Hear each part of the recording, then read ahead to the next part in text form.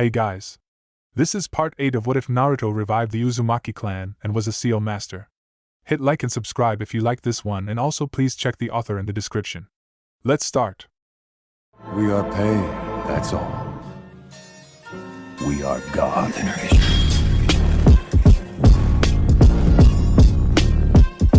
Chapter 30. Jiren was a friend and Haku had nothing against her. Perhaps it was ironic that he got along just fine with her despite her methods. He could never work in the same way she did. Perhaps they had managed to get along because they had been outsiders in a system that was made for Uzumaki. Despite being outsiders, they had certainly prevailed. There was some discrimination. But not every person was perfect. Not everyone thought along the same lines as the majority. Humans could never think alike at all times. But even in that situation, they had made it work. It was best for them because the people who mattered had no issues with them. In Uzushio, if you were fine with Yoshino, you needn't worry about any other thing. Even though Jiren was a friend, Haku hadn't seen her since arriving at the capital. He had been busy at work. The way she ran things was not the way he did things. He had been forced to change things to work for him. There was also just too much work to be done, added to his work. Haku was currently standing within the grounds of Naruto's compound. The place was massive and the main house had already been built. The clones were busy at work. They didn't seem to recognize him. For the third day now, he was coming here and none had come to him to say something. They only listened to the builders. It had only been 3 days, but Haku realized he missed talking to Naruto. He had always been at Naruto's side. Even when he was not there, there was something. But he could see him now, and yet they could not speak. It didn't matter if it was a clone. It was a clone of Naruto. Missing home already? Naori asked, as he walked towards Haku. He blinked and asked another question. Are you okay? Haku nodded. Just haven't been getting much sleep. I thought Jiren had everything under control, Naori said. There shouldn't be so much work that keeps Haku sleepless. Naruto was not going to be happy knowing that Haku was working like this. If an attack occurred now, the man would be in no condition to fight at full capacity. I thought so as well, Haku said with a frown. He would not badmouth her or say anything to get her in trouble, but Jiren had not been doing so well. What is that supposed to mean? You know how important this to His Majesty. If there is something wrong, we have to let him know. Haku faced Naori. He wondered who was worse between him and Naoki. The two were similar, but Naori had appeared to be much more reserved. Of course, they were similar in that they were quick to report things to the Emperor, especially when it was someone else who was at fault. When they did things, they liked pretending as if it never happened. It was like they received a bonus for telling the Emperor things he didn't need to know. Haku didn't like it. He could of course see the irony, as not long ago he was complaining about things he too didn't need to know but wanted to be told nevertheless. Shaking his head, Haku responded. He doesn't need to know about this. Are you protecting Jiren? I'm doing my job. The report you came to collect is on my desk. Ask the assistant to give it to you and I would appreciate it if you don't contradict it, Haku said in a stern tone. Naori waved his hands. You are free to do as you please. I am only going to collect the report. The extra questions were simply for my curiosity. I believe His Majesty once warned you about it. Naori smiled. He had been mischievous then. Perhaps working alongside Naoki did bring that out of him.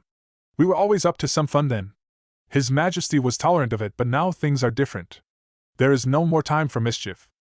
I'm sure Naoki will disagree with that. Possibly, Naori said. How long before this is complete? A week at least. The other buildings are already standing. Having thousands of clones working every day surely helps speed up the process. Sometimes the builders cannot even keep up with them, Haku said. But soon, we will be living here. You took your sweet time, Jiren said, managing a small smile when Haku walked into her room. The smile hid her frustrations. She was literally chained to the bed to keep her from leaving, and it was on his orders. She didn't like this idea of being bound like this, but he had given the orders and everyone had bowed to them. She had cursed them and called them names while threatening to punish them when she became free. They had looked at her with horror, but it had still not stopped them from jailing her on her bed. Haku shared the smile. There has been much more work than anticipated. Those simple words brought a silence. It lasted for more than a minute with Haku just staring at Jiren. Listen, Haku. Haku interrupted before Jiren could finish talking. His tone was sharp. You could have told me. You know I have your back. Admitting certain things is not a sin. We all have our strengths and Naruto would not have shown displeasure. So why did you not tell me? The thing was, Jiren was not a country leader. She was not a village leader. She could not lead civilians. There was no order. Things were mixed up and she had been smart enough to have some people handle some issues for her. But that was outsourcing her responsibilities. But when it came to the recruitment of shinobi, the structure in place, and the strict methods for screening, Haku could not do any better. She was suitable for that, not being leader of this country. This role was murdering her, and she kept doing it. Perhaps to impress the emperor. She could have refused the role she had been given. Still, this was not something that suited her. Haku had known, but he thought she would manage. She had managed so far, but there were errors along the way. I didn't know how to say it. How could I say that I made a mistake and sold land without realizing it? How could I say that I gave up some rights to rich bastards to cover up some lost ventures I had entertained? How do I say that wasted money ended up borrowing with strings attached and not realized it? It would have been difficult for her to say to Naruto, but she could have come to him. He would have helped her. If the attack hadn't happened, you would have been in trouble if he came to live here while things were not set in order. I was planning to correct it. By murdering everyone. It would have been effective. Haku shook his head. I have cancelled such plans and handled those people. At least some of them. Some won't listen and demand compensation, which we cannot afford. You will deal with those, but it is likely that His Majesty already knows about this. How would he? Nora. But don't worry. If he didn't say anything, it meant he hoped you'd correct it. Haku offered a reassuring smile. Are you going to replace me? Yes, Haku said. But I'll only handle the politics. All shinobi will still report to you. I will of course have to maintain a small force, but everyone else and what they do, mission assignments, those will be your duties. Jiren stared at the ceiling for a minute before responding. I can live with that. When am I free to leave here and hunt down the bastards who got the jump on me? I came to free you now, you won't be doing any of that. We have work to do. His Majesty will soon be coming here. He must find things ready. Uzushiyogakure. Naruto fell backwards on reflex when his senses flared up. His eyes caught the sight of a kunai, coated with lightning flashing towards him. His knees bent, while his upper body fell back. The kunai reached him within seconds, but he moved quickly. It only missed by a whisker, with the electric currents kissing through his skin as the kunai blasted dangerously just above his face. Had it hit him, he would not have turned into a puff of smoke. No, it would have entered through his skin, piercing through even his bones. Maybe it would have poked his left eye out. The clone was playing a dangerous game. It was perhaps trying to kill him. Did it not know that if he died it would also disappear? But then again, he had encouraged coming at him with the intention to kill. He would not go against such orders if he had to follow them himself, would he? Before he could breathe, another clone flashed through the ground, sliding. Its right foot swept through, picking up dust as it moved swiftly. Naruto saw it, but his position did not permit him with any free movement, not before his hands touched the ground to support his body. His balance was his legs, even if the balance was only minor and could be disturbed by slight touch. The clone kicked his ankles, sweeping both his feet off the ground. He was completely off balance by then. It was a free fall. He felt a distinct breeze and quickly brought both hands in front, folding them defensively. A clone appeared in a blur, facing down while its right hand swiftly moving down with the force of the wind. A powerful right fist collided with his defense. Naruto winced slightly when the wind-enhanced punch hit his hands. They shook slightly but did not fold. The collision propelled his body into the ground, grinding down his back, and hitting the ground head first. Another clone grabbed him by his right foot and then pulled him from the ground. It took 2 steps away before twisting around, while hurling him into the air. Naruto twisted several times before crashing to the ground with both feet. He slid backwards, using his right hand to stop himself from moving. Once he stopped, he smiled. The clones were doing as he had ordered. They were not letting up, surrounding him when possible. They were not giving him the chance to form an attack because the other would attack. They were throwing continuous attacks that made him feel surrounded. But it was what he wanted. He wanted to be overwhelmed to see how he could work when overwhelmed. No doubt, Madara would overwhelm him in battle. He needed to handle that. He needed to be able to lay the plan to work while on the defensive. Is it working yet? Yoshino asked. He was sitting on a small boulder, observing the Emperor train. He was not supposed to see what the Emperor was doing, and had not seen anything. Naruto shook his head. No. I cannot find the chance to do anything. This is going to be impossible. I thought I could do it, but no. Once more, he shook his head. I dislike failure in such ways. Madara had both the Sharingan and the Rinnegan. He was rather infamous for his use of the former dojutsu, and that made him dangerous. The man was always aware of what was happening in the battle. Given both dojutsu's ability to see chakra, it made his mission difficult. But with the added pressure of being under constant attack, it just became impossible. This didn't mean his battle with Madara would be an impossible one. This just meant he had to look for a different method. Having just one ace in the hole was dangerous. You needed plenty in case the first and second don't work. Naruto never wanted to be in a position where he was out of options. Such hopelessness would drive him mad. It doesn't help that the man's usage of his eyes is legendary, and he has years of battle experience. He lived his life fighting and fighting. He also isn't stupid. Someone like that will not be easy to deal with, Yoshino said before smiling. But I am confident that His Majesty will win. If all else fails, we can step in to carry you to victory. Naruto turned to face Yoshino with a raised eyebrow. Are you offering me words of encouragement, Yoshino? He asked with surprise. Yoshino chuckled lightly. You need not give me such a look, Your Majesty. You have often said you are still human. In the event when people see failure, they require encouragement. Continue. Weak-minded people allow failure to stop them from progressing. There was much to learn from failure. People who could not learn from it did not improve that much. There had been many mistakes and pain when he was learning ninjutsu, but it was that pain that pushed him towards perfection. Reserve that for people without the will to fight, Naruto said dismissively. What you should think about is just how powerful the Jubi would be. I know how strong the Kyubi is, but from what it has said to me, the Jubi is not merely a combination of all the powers of the 9 Bijou, but something different and much more powerful. Kurama calls it a force of nature with unlimited chakra. Its power cannot be measured, or as the Kyubi says. Jubi, it was an existence that they were lucky not to see. But if they allowed Madara to gather all Bijou, he would revive it. And it could be the end of the world as they knew it. I wonder. Yoshino paused, thinking. It is something we should never dare to consider, Your Majesty. Too dangerous? I guess I will agree with you. Besides, that is an existence that frightens me, Naruto admitted. Sasori and Deidara are moving towards Gaara. At least I think so. Noroi is tailing them to see where they are going. But if they are going after him, then I must work quickly on my part, because at any moment now, we may be forced to confront Madara. Indeed, Yoshino agreed. Still, it was rather cold of Naruto to allow Gaara to be attacked and possibly captured just to get the message through to the other Kage. Should we call upon Lady Chiyo and compel her to perform her duty if all fails? I hear she has become a supporter of the Kazekage now. She probably will do it for free if we just ask. But with her age, I doubt she will have the chakra to perform the jutsu. That can be arranged. We don't want to use our abilities in public like that. We must make use of other available means. And we cannot afford to have the Kazekage staying dead, Yoshino said in a firm tone. I am well aware of the situation and will deal with it. What do you think Sasuke will be doing now? It is hard to tell. All he does these days is train. I wonder if he will even come out, Yoshino said. But what does it matter?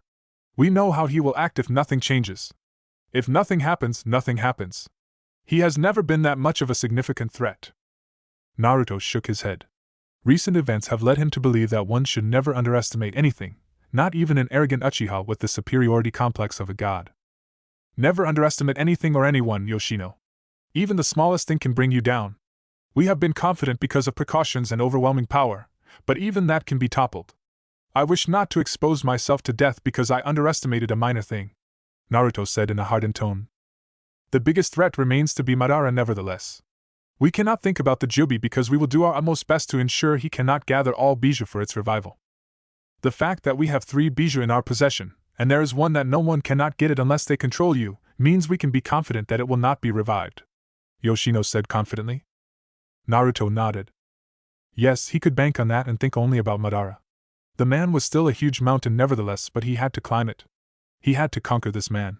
Even if he could not do so, he had to come out as the winner, even if he does lose the battle. The plan that man wants to enact cannot come to fruition. Not in his lifetime. Not when the Emperor is still breathing. On the other side of things, I hear Karin is expecting, Yoshino said with a small smile on his lips. The elders are very excited. But they are also pressing me to make headway in ensuring Miyuki becomes happy soon. Why is she not? She is resisting, Yoshino said with slight frustration. I cannot convince her otherwise. She will not even let me bed her. Naruto stared for a moment before bursting out in laughter. Ha ha ha ha ha. I did not think you would fail like that, Yoshino. How guarded is this woman? She has a Fuinjutsu barrier as panties, Yoshino said in a flat tone. Once more, Naruto laughed. Can't deactivate the barrier? Bypass it or just force your way through it. It has a lock on it. It was fun at first, but I don't find it enjoyable anymore. It has become an annoyance. If not for her precarious situation, I would have discarded her. But she will only become a problem to someone else. I wouldn't mind partaking in her. Let me give it a try, but if she cannot play things nicely, I will give her to you to do as you like. But we would still prefer she bears full-blooded Uzumaki. In that case, you can break her if all else fails and she can serve her duty as someone who has betrayed the clan. That is fine, Naruto said. Tsunade had been holding back to question the Kazekage on his private talks with the Emperor. She knew all the Kages spoke privately with the Emperor. But she was a lot more curious about how things went with Suna. Maybe a part of her had wanted to know before she even knew how things went when Shikamaru and Kakashi visited the man. Gaara had assured her that he was not going anywhere, but she had reasons to worry. Maybe she was being too worried. Either way, Suna was still a valuable ally that she did not want to lose to the Emperor. She had held back on asking about it given how Gaara had reacted the last time she asked. And now the Kazekage was ready to depart from the village. She had yet to say anything. You have been acting like that since we left the whirlpools, Gaara said in a quiet tone, eyes firmly on the Godaime Hokage. Tsunade should have expected Gaara to notice. He was very observant, and she wasn't known for keeping her emotions in check. She released a long sigh and then responded in a measured tone. The summit went better than expected. We have all gained something from it. Of course it was all just talk and we will see how things go when we have to act. Negotiations have been done before, but when it came time to act, nations have always acted otherwise, Tsunade said with a slight shake of her head. Hopefully things don't happen that way. What was he saying? This was the shinobi world. It might not happen tomorrow, but someday it will occur. Someone will try to pull away. For now it might. The fear of the Emperor is still fresh within many shinobi. Let it subside and people will start acting boldly. Gaara nodded. But that is still not what you had in mind. I'm guessing you are curious about how things went down between Suna and the Empire. This does seem to be a touchy subject for you. I thought I gave my assurances on the matter. You did, but one can't help but be curious. Konoha was able to get the Emperor to agree to something, but there have not been that much urgency in discussing in deals between the Empire and the Konoha. She thought of it with a frown. It was annoying that he didn't seem to need anything from the Leaf. The train business is what will help open an opportunity for connections. The Empire will have to enter into separate agreements with all shinobi nations on how it hires shinobi to protect its trains and passengers, Gaara said. From our side, I cannot say there is anything either. However, he has opened the door, and I will soon send people to the Sound for further engagements. Tsunade almost snorted at the thought. Even though the man was marrying Gaara's sister, he still refused to ally himself with her village. It was ridiculous, but he still knew the practical practice of not mixing business with pleasure. We will see how it goes, Tsunade ended up saying. I do hope that things go well. In any case, we will soon make Kakashi's new role official. I will keep you updated about it. It would be nice if you could come here to show support. I will try to see if other Kages can come as well. That would present another opportunity for leaders to engage, Gaara said in thought. I will keep an eye on it. Kabuto stopped walking when he sensed something. He was within a large forest looking for a particular individual. He looked up towards his left and saw the upper body of Zetsu, and then smiled. How can I help you? He asked calmly. You've been rather busy recently. You have not even kept contact with me. I have been thinking perhaps you have departed from me. I was never your ally, Kabuto said with indifference. I only did what I did for my curiosity and not because I came to be a believer of your grand dream. He then smiled. And corrected himself. Madara's dream, I mean. Zetsu narrowed his eyes. He'd always known this snake could not be trusted. But he really no longer needed him. He just needed to ask something. He was also not going to entertain what Kabuto was trying to insinuate with his correction. I have been trying to get the location of the sandbite, but I cannot. I know the Empire moved it from where it revived after the death of Yugura, but I don't know where they have placed it. I thought it was perhaps in the surrounding areas of the island, or in the prisons they built, but I have not been able to find it. That must be a serious problem for you, Kabuto said. He was not going to say anything. But he understood that they had to collect the bijou in order. And without the Sanbai, they could not seal the others. Of course, they also needed to find the Nibi. With her in Uzushio, it was likely that she would be hidden away in some space that not even Zetsu could detect. The Empire had a sure way of hiding the bijou, and the only for these people to get them would be to kill Naruto, since he probably had all the keys. It is turning out to be, Zetsu said. He wasn't worried about Madara's impatience, but the situation was also not favorable to him. You wouldn't know where the Sanbai is, would you? Kabuto smiled. No, I don't know. I can't deny that I did try to look for it, but it's not there and I can now no longer enter Uzushio. Damn Uzumaki. That doesn't mean you can't ask around. I'm sure that is something you can do yourself. Now, if you will excuse me, I must find my former master's test subject, Kabuto said, waving his right hand while walking away from Zetsu. Various buildings stood firm, many homes were fully visible. From the large gates that had been built, one could see they had arrived somewhere. The streets were eerily silent. It was almost like a ghost town. There was no one walking around them. It was just him. But soon these streets, the apartments that had been built, would be filled with people. He would have people coming here to live in his nation. This was only temporary. The silence didn't bother him nevertheless. He did like it when he could not hear the sound of men. There was peace there, and he could dwell in his thoughts without disturbances. The hospital building stood at 10 floors high. It was also wide and covered a lot of ground. It was easily recognizable. It was just one of the few buildings that stood out. There was the complex of the academy, separated between Shinobi and Civilian Academy. The train station, the largest that had been built, laid between the Civilian and Shinobi district. The place was massive with rail tracks coming in from all sides of the city. This was the heart of it all. All trains would be connected from here. Naruto was pleased with the progress. His compound was close to completion. He was even tempted to add more clones to make it complete before the day even ends. It would be disastrous if this all got destroyed. Naruto wondered if he would even have the desire to rebuild it. Even if he did, it would certainly be done in a painful manner. He had brought some Uzumaki to set up barriers. It was never a bad idea to be on the side of caution. You're not complaining, Haku said as he walked towards the Emperor. He stopped by Naruto's right-hand side and then smiled as he looked at the work Jiren had seen through. It would have been a pity to say anything that would ruin the reward she deserved. Naruto eyed Haku for a moment before responding. I'm not praising the work either. I'm fine with that, Haku said.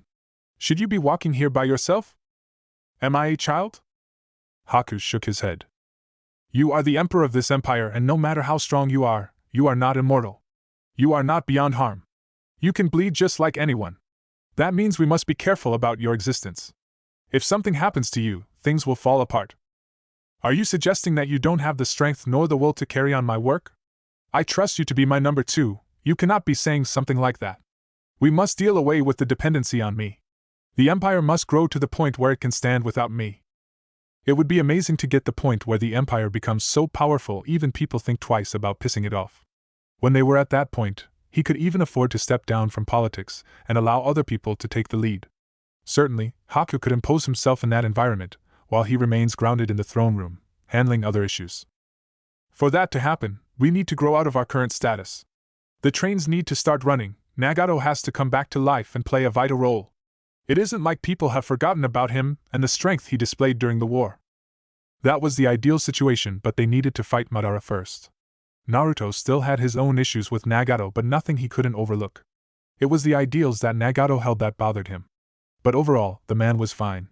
He was a powerful Uzumaki who was skilled in battle. If the Rinnegan had been his own, he would have proved to be a vital partner in a battle against Madara. We avoided the question about him during the summit, but soon, people will start asking questions. Jiraiya will most likely be the first to become suspicious, if he isn't already. Naruto looked thoughtful for a moment. Perhaps it would be good to have him brought back to life. Without the Rinnegan? Yes, we will just have to sacrifice someone to get it done. And he can have their eyes. A life costs another life. Haku frowned slightly. How many lives have they sacrificed to perform their forbidden jutsu? As far as Haku was concerned, there were different jutsu, but Naruto apparently didn't know either. The elders knew these jutsu, along with Yoshino. Unlike with Suna's forbidden jutsu, the Uzumaki didn't sacrifice themselves, they used someone else to perform an exchange of souls. This one jutsu, of course, would only give the person the same lifespan as the person they sacrificed. For Uzumaki, they didn't use this jutsu, they used a different one, but Naruto wanted to use this one. And it didn't require a sacrifice, just large amounts of chakra that a normal person could not burn without being exhausted. Did he want Nagato to live a normal lifespan? I don't like this method, but it won't be a bad idea to bring back Nagato now. Besides, if anything happens, we can always have him to do other things, Haku said. That can come later. I'm satisfied as long as you don't have complaints, Naruto said. When are you going to have it done? Naruto thought for a moment before shaking his head. I will think about it some more when I return to the whirlpools. But by the time I move here, he should be back to life, that is if the situation permits it. We still don't know how the Akatsuki will move and when. There is also the issue of Shin to consider. Shin was a different matter, but Haku wasn't that worried as much as he worried about the existence of Uchiha Madara. At least Naruto was thinking of a way to tackle the situation. And he expected the Emperor to succeed. He had his fears of failure for the man. He would not dare voice those thoughts nevertheless. It will be good to have Nagato around, and he can work on political issues along with me to raise his influence both within and outside of the Empire. What about Jiren? Naruto eyed Haku at the corner of his eyes and asked. What of her? Haku tried understanding the meaning of that look before shaking his head when he could not. I have already warned you that I am taking over as leader of this country. But what of her role? She remains in charge of all shinobi matters, but is that enough? You had given her a big role here. What she has is enough for her. She can succeed with the job you have given her. I cannot add anything to it. If she is not satisfied, she can come to me to complain. It doesn't even surprise me that things have come this far nevertheless. She is a woman who gets off by inflicting pain on others. Sitting behind a desk was never going to satisfy her. And yet he put her in that position. But then again, there really had been no one else to give the role. Someone of power, and who was ruthless, was needed there. Jiren played her role and Naruto was satisfied with it. But if she assumes only that role, a marriage to her becomes less desirable. I never said I was going to marry her, Naruto said with a shrug his shoulders. I don't mind partaking in her nevertheless. It becomes interesting when you sleep with a woman who is not your wife. That is wrong. Blame it on my urges. Then again, I think because I ignore other emotions, I tend to focus more on this one. My encounters with women are never dead, but full of passion and love. Less you mean. Whatever makes you comfortable. Naruto shrugged carelessly. You should try it sometime. Nothing excites the heart and mind as much as intoxicating yourself in pleasures of sex. We were made to do it, we should do it. As long as you are not forcing anyone or killing anyone, you can do it with whomever you want at any time of the day. There are such issues of moral values. Haku shook his head. Who was he telling that to? Naruto didn't care about social morals and codes. He was only concerned about that made him happy. Naruto did not respond to this. He changed the subject. How goes the recruitment and the completion of railways? Railways are not a problem, as in most cases we will be using chakra to make them. We just need to create pathways and create the place for the chakra to flow. As for recruitment, Jiren is handling it well. Civilians are slow though. Expected, but we can change that. We will have to market things well, Naruto said in thought. Besides, once we become famous as the ones who saved the shinobi world from the threat of Madara, people will stop fearing us and will come to us happily for safety and to enjoy the good life. Kabuto really knew how to move in the underground. It was amazing how skilled he was. The former Konoha Nin did not use any special ability unlike him, it was all just natural. Noroi could understand why the Emperor had decided against beheading him. He was useful and would be useful in the future. Of course, that was all there was to it. He was only going to labor for the Empire until the Emperor decided that it was enough. Or maybe he would even perish in the service of the Empire. The kind of job Kabuto did was dangerous, and once you got caught, it was over. But Kabuto was skilled. He could navigate unless he met someone who just wanted to kill him. The good thing was that Kabuto was not just slippery, he was also a good shinobi. He was Jonin. Someone who could hold his own against even some powerful foes. Noroi was sitting on a stool beside a dango shop. His true appearance was hidden behind a henge, he looked like a civilian. Once he saw Kabuto passing by him, he waved his right hand. Kabuto frowned seeing the hand. He could not guess who was calling him, but whoever it was knew him. He smiled out of habit, and then walked towards the black-haired man. It is safe to talk, Noroi said as soon as Kabuto sat down on his left side. Kabuto quickly recognized the voice. How did this man even know where to find him? He had done well to cover his tracks to avoid being followed. Nora, he said. Well, if this man could keep an eye on him without anything giving him away, he deserved being the Emperor's spy. You are a difficult man to track down. At first, it was hard for me to find you. Perhaps it was because I did not understand how you operate. But even now, I lost you a couple of times. The moment you blink, you are gone. It makes my job much harder than it should be, Nora said. Shouldn't you welcome the challenge? Not when duty calls, Nora said. Have you found Shin yet? Kabuto shook his head. It was becoming more difficult than he first thought, since that former experiment of his old master did not move around as much as he did. Getting his trail was difficult. I'm still looking, Kabuto said. But I recall that he has an obsession with the Uchiha, and will probably go after Sasuke. Maybe that is even his target. I don't know. The Uchiha obsession came from Orochimaru. His master's obsession with the Sharingan had been obvious for all to see. He had admired Itachi for so long.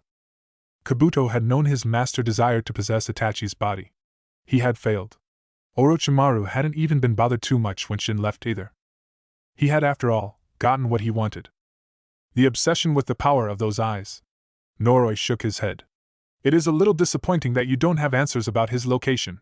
But perhaps that is for the best. His Majesty needs to focus on dealing with Madara before getting sidetracked by a nuisance. Kabuto chuckled lightly at this. What is the movement of the Akatsuki? They have been given their missions. Haiden and Kakuzu are going after Iwa Jinchuriki. His Majesty released them, so they can be accessed now. My guess is that while Zetsu is still searching for the three tails, he wants to have the others gathered. Kisame is already on the lookout for the Nibi. And yet these people were most likely not going to do anything to stop them from reaching their targets. The Sanbai must be truly hidden somewhere they are confident no one can get to. But then again, if even Zetsu cannot track it down, it must be far away. That means that Sasori and Deidara are going after the Kazekage. Indeed. Kabuto smiled. His smile turned into a laugh. Noroi just ate his dango without paying Kabuto any mind. After a couple of moments, the spy spoke. The Emperor isn't going to do anything, at least not before someone is attacked or maybe after a bijou has been taken. It makes the threat look real. He will probably use this danger to gain good favor from other nations. But I do wonder, how will the Kazekage react when he finds out that Naruto knew all along that he was going to be attacked and yet did nothing to stop it but was deliberately late? I think the Kazekage would be best suited to answer that question. But I never said His Majesty is aware of the danger. I don't tell him every little detail. I haven't even told him that Zetsu appeared before you and tried to have you tell him about the location of the Sanbai, and I most likely won't do it. Kabuto stopped smiling. He hated this. Don't worry. We don't know where you always are. I only saw it because I was searching for you, looking for answers on Shin. I'd like to keep His Majesty appraised about the situation, Nora said. I hope you'll have answers the next time we meet. Mei did not hide her smile when she opened the door to her house and found Naruto standing there with a bottle of sake. She stood there, staring at him. This is a surprise. The Emperor of the Empire standing at my door at this time, with a bottle of alcohol. Is it my turn to drink from the poisonous cup? Naruto smiled. Unfortunately, the Emperor does not have such glasses reserved for such special people. How do you do it then? We all have people that plot against, and we want to get rid of them, Mei said. Though peace-loving, she knew there were certain things one could not run from. People would always fight against someone. And she had her fair share of detractors who would stop at nothing to try to take her down. Let me in and I will let you know. Mei folded her arms across her chest and stared. Telling is your ticket. Otherwise, you can go drink that in a bar somewhere. There are plenty in the village, and I'm sure you will get lucky without even talking to anyone. That had always been the case. Naruto had at times made himself look vulnerable while at a bar. It was not just a man who went on a hunt, but also some women hunted. Such women sometimes didn't like being dominated by a man. They wanted dominance and fought for it. For curiosity, Naruto had found himself allowing such to occur. It was always a good feeling to be pleasured than working hard to please someone. Naturally, that only occurred until the women tire, usually in the first round. I'd rather not drink and find myself being gang-raped by perverted women, Naruto said casually, then leaned in and motioned for Mei to do the same. He edged closer to her right ear and then whispered. I only kill people in battle. If someone is plotting something against me, my people make them suffer horribly until they beg for death. But they are not killed. They are only killed after they have lost all hope and no life is in their eyes. Sometimes they are given hope, and when they start hoping, it is snatched away. Mei felt a shiver down her spine. It was not the words themselves but the coldness in his tone that made her feel uneasy. She pushed away, and when she got a look on her face, he was wearing an amused look. "You have a rather dark sense of humor," she commented before stepping aside to allow him to enter the house. Once inside, she closed the door and led him towards her sitting room. She showed him where to sit, but he chose to sit next to her. "How does the Mizukage do it then?" "That is for the Mizukage to know," Mei said, smiling. "That is not fair," Naruto said with a blank look. "You volunteered to share your story? You blackmailed me." "Did I?" Naruto shook his head. The last time he wanted to spend some quality time with her had been interrupted by Karin.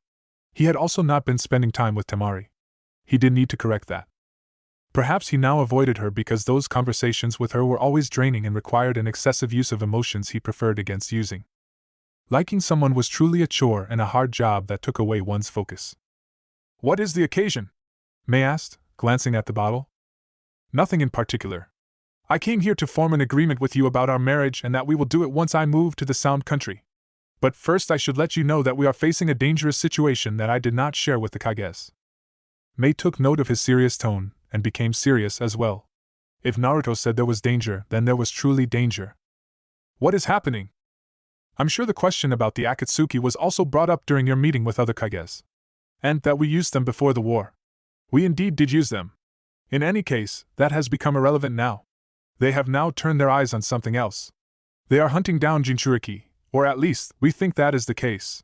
We thought it was something we stopped when we killed their leader. But it turned out the leader was not really the one pulling the strings." Mei digested everything quietly.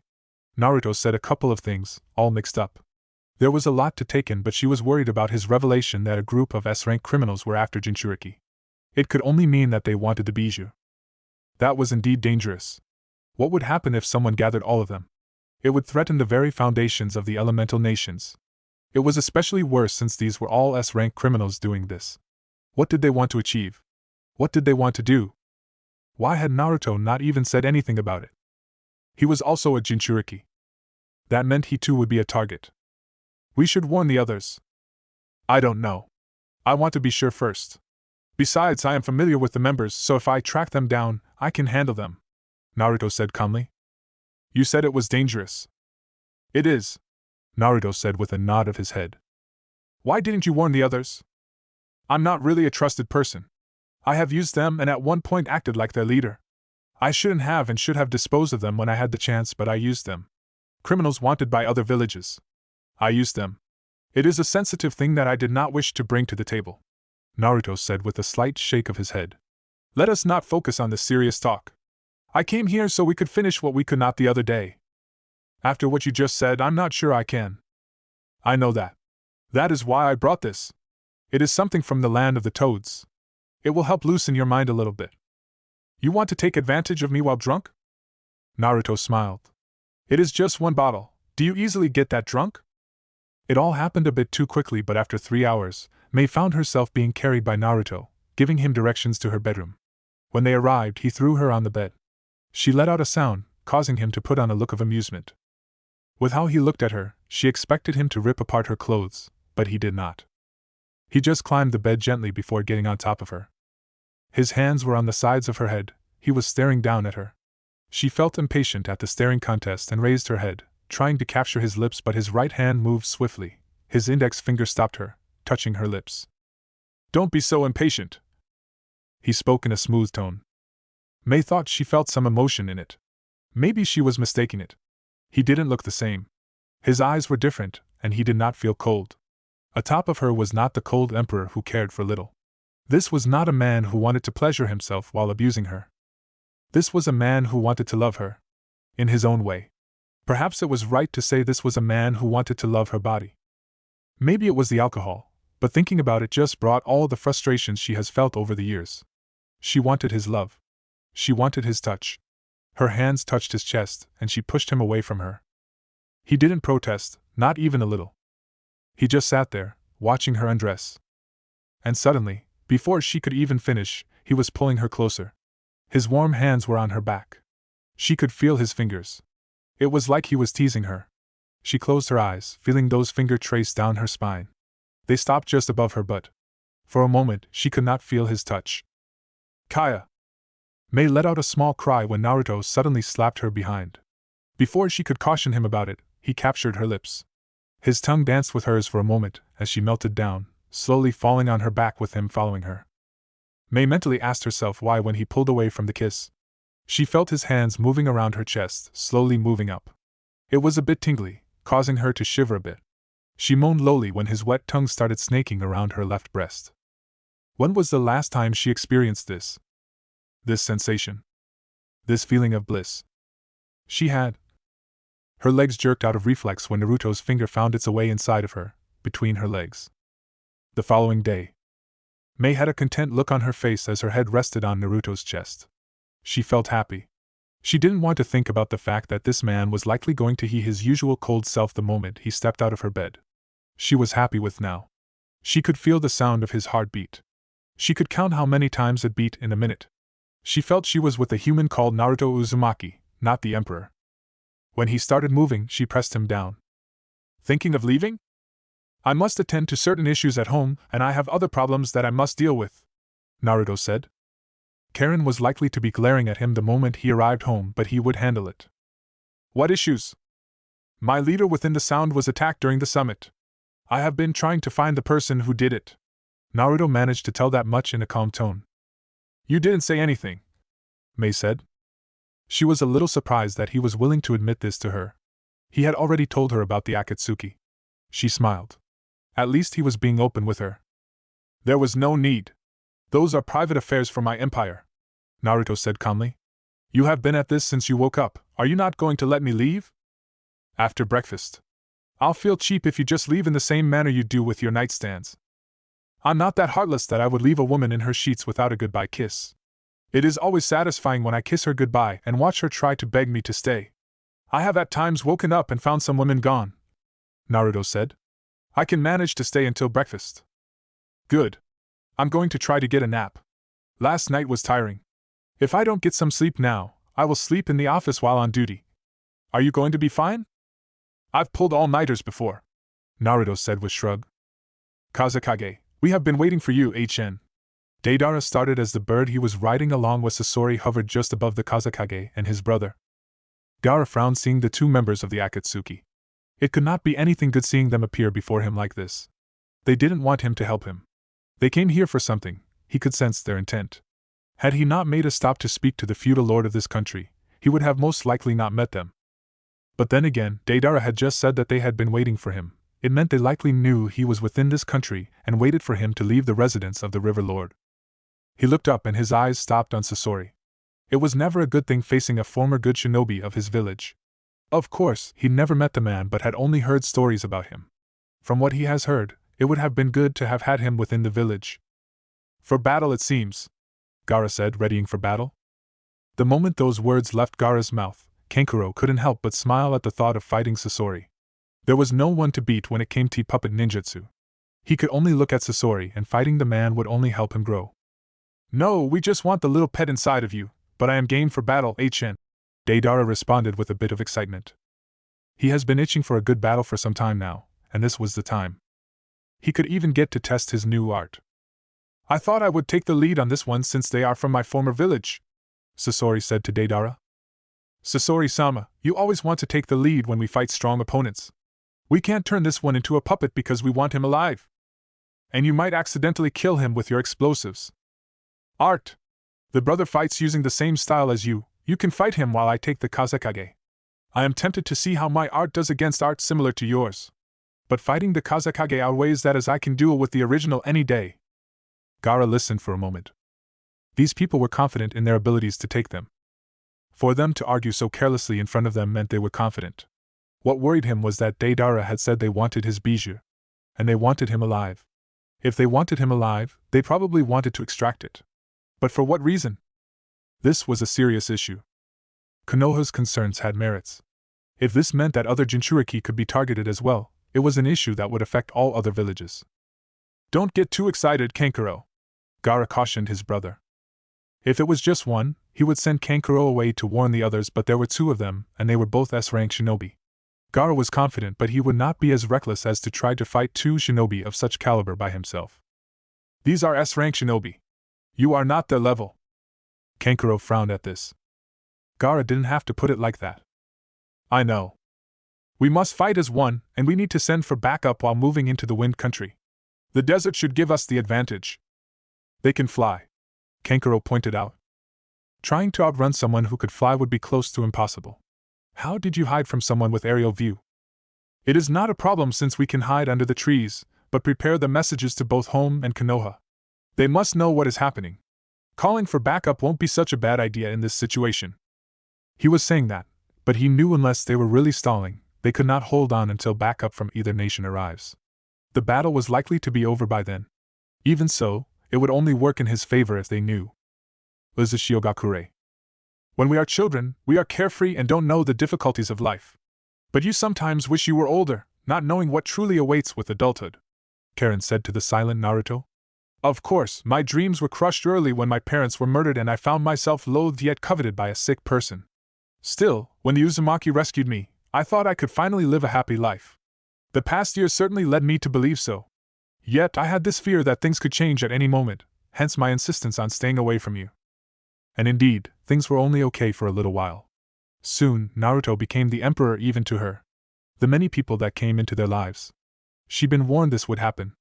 And she had thought she could handle it. But Karin had realized she couldn't handle it. It was too much for her. She was envious. She could not accept that the same love that Naruto showed to her, he was showing to another woman. She didn't have problem with nightstands, it was all just fleeting pleasures, but another wife was something that would be there, and might even replace her. Naruto was ruthless enough to do that, even to her. I really wanted to live a different life. I never wanted to be burdened with such emotions, Karin said, smiling bitterly. Maybe I started loving you, which is why this hurts.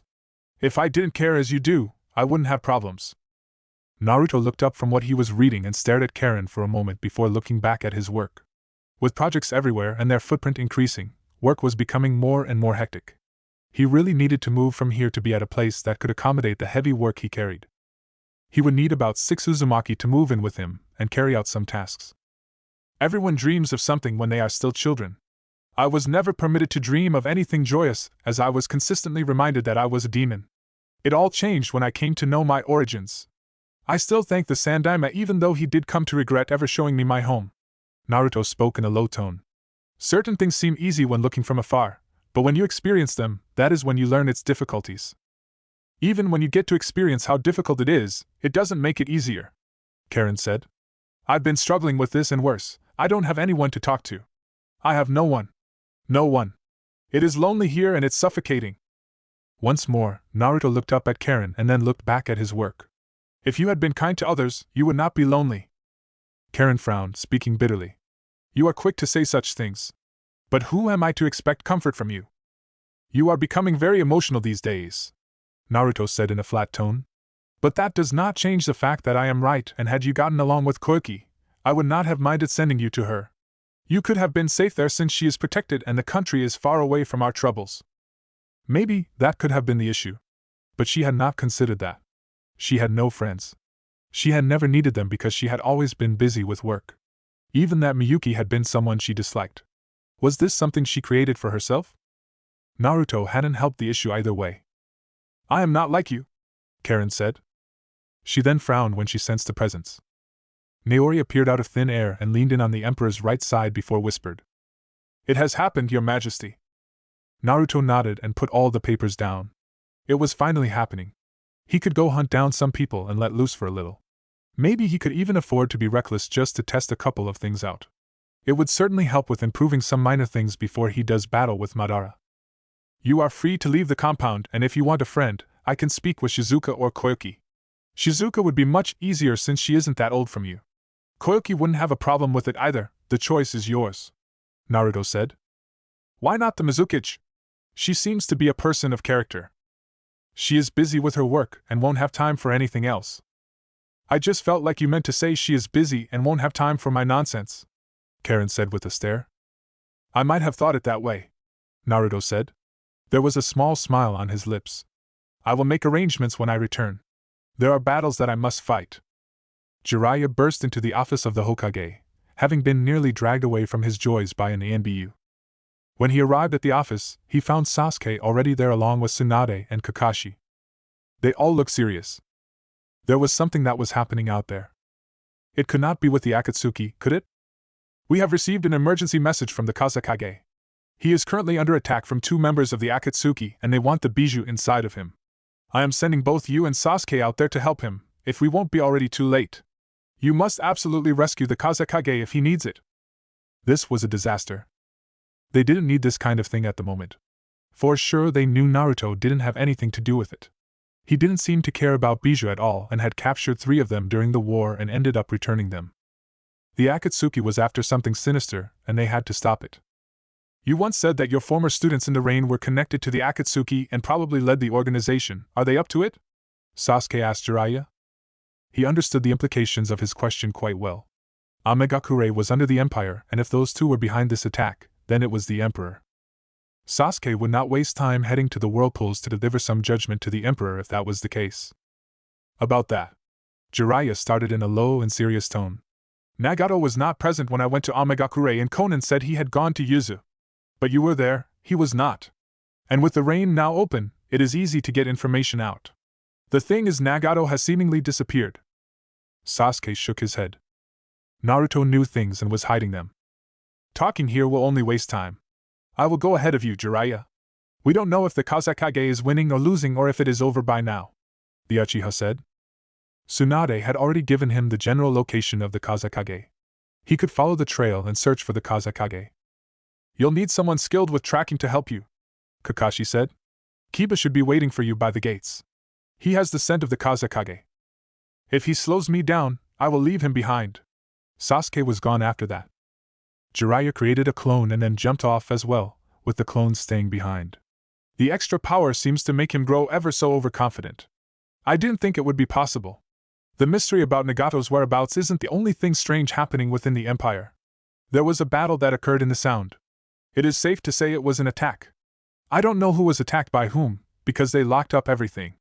But leaders were changed. It is now Haku who leads the Sound. That woman Jiren has disappeared. Tsunade frowned deeply. It seems there is a lot that Naruto is keeping from us, she said in a hardened tone. You have to ask him the hard questions. No doubt he will come to the rescue. I intend to do so, Jiraiya said firmly. He most likely knows what the Akatsuki is trying to achieve. He will be cooperative since he too is a Jinchuriki, which means that he will also be under attack. Of course, this could also be a ploy. We don't rule out anything then. We deal with this objectively. Chapter 31. Kankuro looked pained. His face was turning blue, muscles stretched with veins popping. The muffled sounds slipping through his lips sounded tired. He was certainly someone wrestling with death. No doubt this was the curse of a poison from Sasori. Naruto knelt down, staring at the man with an expressionless mask. Why did he not feel sorry for the man? It was wrong, wasn't? Temari would be in tears if she saw this. He didn't care. Kankuro meant nothing to him. He was just a brother to Temari. But that still should make him mean something, shouldn't? When had he started looking at things this way? When did he stop caring about anyone but himself? It was long ago. Those days he could sit inside his crappy apartment, hiding in a corner from the glares that made him feel unwanted, the glares that made him feel like he was a monster. The whispers of demon had given him nightmares. Those days when people he thought to be friends only turned out to be traitors who wished him harm. Those days when he could not trust anyone. Those miserably lonely days. It was because of those days that he became what he had become. He had to stop caring to stop feeling the pain. He had to be detached to rid himself of the cold hands that threatened to strangle him with misery. Naruto shook his head and then stood up. Temari would hate him. She was one person he truly cared for. It would be a pity if she were to hate him. He hadn't fully repented for what he did the last time around. He created a clone and had it take Kankuro to the hidden leaf.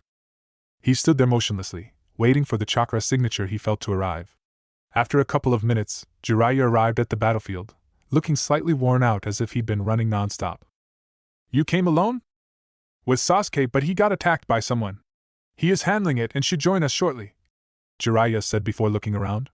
He frowned. A battle had surely occurred here. And they could be already too late.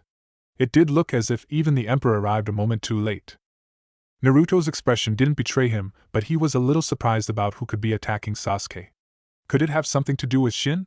If so, then it would be a little problematic. You're late. Gaara has already been taken and his brother poisoned. I have sent him to Konoha. Jiraiya stared at the Emperor. And you didn't know about this? Why didn't you say anything during the summit? Naruto was silent for a couple of moments. That isn't the most important thing here. We must move to chase Deidara and Sasori. I'm a little disappointed I came in late. I was prepared to defusing all of Deidara's explosives while crushing Sasori's puppets. He then stared. But you are questioning whether I knew about this and just let it happen. That is rather cynical and offending. I knew the Akatsuki were going to attack, but I didn't know when and where. I worked with them, so when they stopped working with me, I knew something was up. Jiraiya was not going to call Naruto a liar, but the Emperor could lie. And he did it well. The response was just classic. A carefully worded statement with no gaping holes to leave one with questions. The blonde had no trouble in taking his time to answer. He could stay silently to think about an answer, and frustratingly, he sometimes didn't even bother to hide the fact that he was thinking. There were times he feigned the thoughtfulness. I have no doubt it was not convenient then, but I really doubt there was nothing you could really do. You forget that I know you, Jiraiya said, all but glaring at the Emperor. Naruto did not respond to this. It was not important to have this kind of talk with Jiraiya at the moment. It was all about timing, and this time was not right. They needed to find Gaara first, and then they could talk. He still needed to think about who could be after Sasuke. If it was Shin, it would put a whole lot of questions on what that man wanted to achieve. Are you really not going to respond? The Emperor eyed the Sannin for a moment before halting. Why was he even walking? He could simply sit on a boulder, and then wait for his clone to report. You have always liked asking too many questions, Jiraiya. I found it interesting then, as it gave me time to practice. The Emperor paused, glancing up for a moment. For now, why don't you shut up for a moment? We will talk once we have done what we have both set up to do. He could leave the man alone in this place, and tell him to catch up. But Jiraiya was a lot more believable than him. The Kage would not trust his word if he said Madara had returned. But if they saw things and Jiraiya even witnesses the Akatsuki in action, the man could be his messenger. Naruto also didn't want to talk until they have come across both Deidara and Sasori to make them bleed, if they could bleed. He turned and placed his right hand on Jiraiya's shoulder before they disappeared into thin air. Jiraiya blinked, feeling slightly nauseated. He closed his eyes for a moment. He didn't have to worry about Naruto stabbing him in the back. He didn't trust him, but he knew the Emperor wouldn't try something like that. Not to him of all people. After regaining his composure, he looked around. The area had no trees. There were a few boulders standing still. It looked like one of those areas with no life. The air wasn't heavy though. It just told him that they were still within the river country. His eyes became wide with shock when they caught something. This was not a joke. He wasn't dreaming. He wasn't seeing an illusion. This was reality.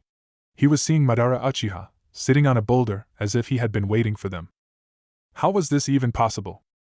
The man should be dead. He should be. He shouldn't look even younger than him. Not unless he was immortal. And that wasn't hard to believe given that there were immortal shinobi within this world. But Madara was not just anyone. He was not like those other criminals within the Akatsuki. He was a man of unrivaled power. A man who stood toe-to-toe with the Shodai Hokage. There was no one as capable as him. Not the Emperor. And not in this generation. Jiraiya remained rooted. This was ridiculous. As confident as he was in his skills, that was not a man he could fight alone. Not in his dreams. Not in his fantasies. Seeing this man, it just spoke for a horrible future. If this was the enemy, then those without hope could start despairing. This was not a man of one village. Naruto defeated 2 Kages by himself. What of the infamous Uchiha? Naruto's voice snapped him out of his trance. Madara Uchiha. The blonde was sitting on a boulder, relaxed as he usually was. His right leg was folded, close to his chest with his right arm resting on it. I must say, it is an honor to meet you in person. I only hear stories about you, but to see you person is quite amazing. Naruto! Jiraiya all but shouted. Is that really Madara? There was a bit of fear in the Sannin's tone.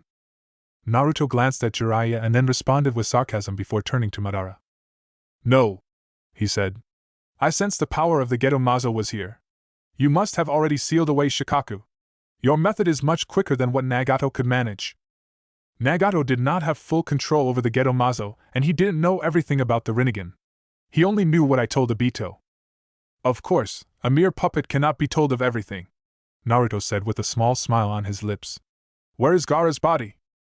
Madara pointed up in the sky with his index finger, but he did not look up. Naruto did. He saw Gaara's body falling from the sky, from a bird. He didn't bother going to rush to catch him. He was dead anyway. Jiraiya rushed to catch the Kazekage's body. Madara looked at it curiously. Naruto didn't seem to care about the Kazekage. And he wasn't on edge for a battle. It was interesting. He also didn't seem to have questions regarding anything. Did he just realize it? Naruto jumped down from the boulder, and once more folded his hands behind him. Let us go, Jiraiya. We are not going to fight? Naruto faced the Sannin with an expressionless face. Fight who? That is Uchiha fucking Madara. That man is dangerous, and if he is with the Akatsuki, we are in deep shit. The whole shinobi world is in deep shit. Naruto blinked. He didn't usually hear the Sannin speak in such a foul language. He must be really angry that he wanted to leave without even picking a fight. Was even perhaps thinking that the Madara would not allow them to leave?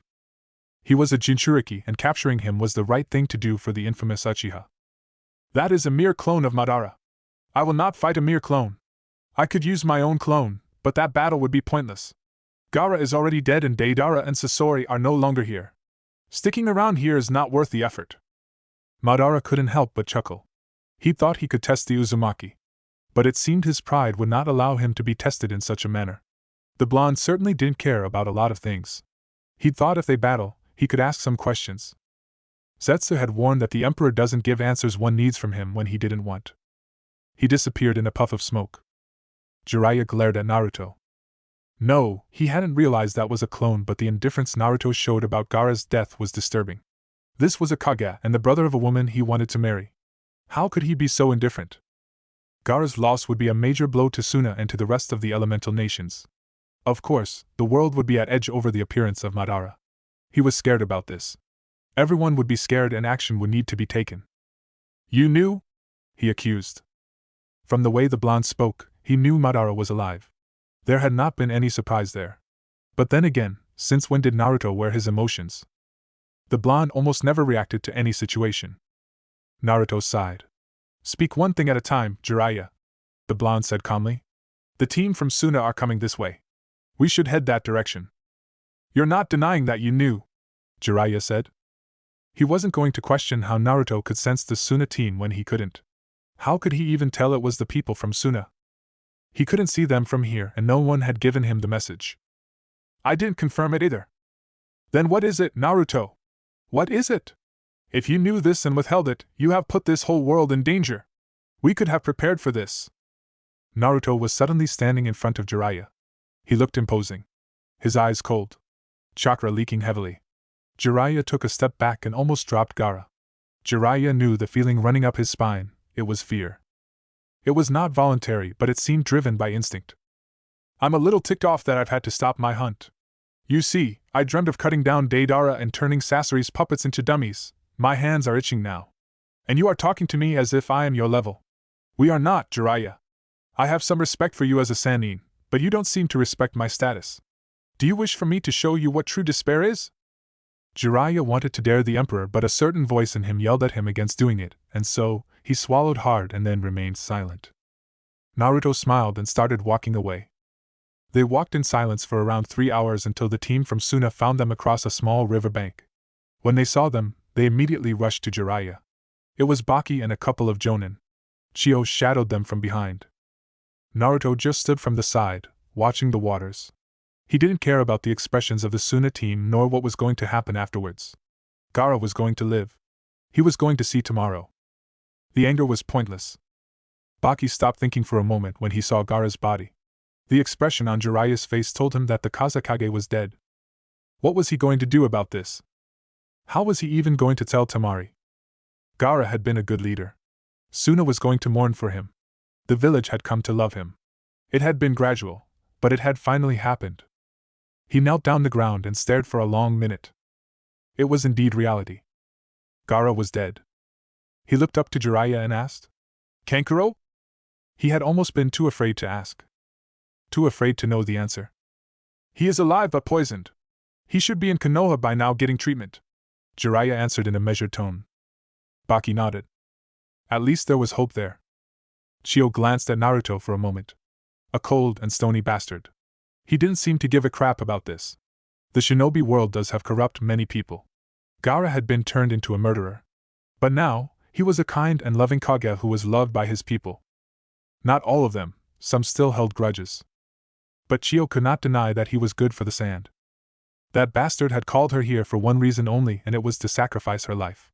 He didn't care about her and knew the Kazekage was going to die. It made her wonder if he could not have stopped it.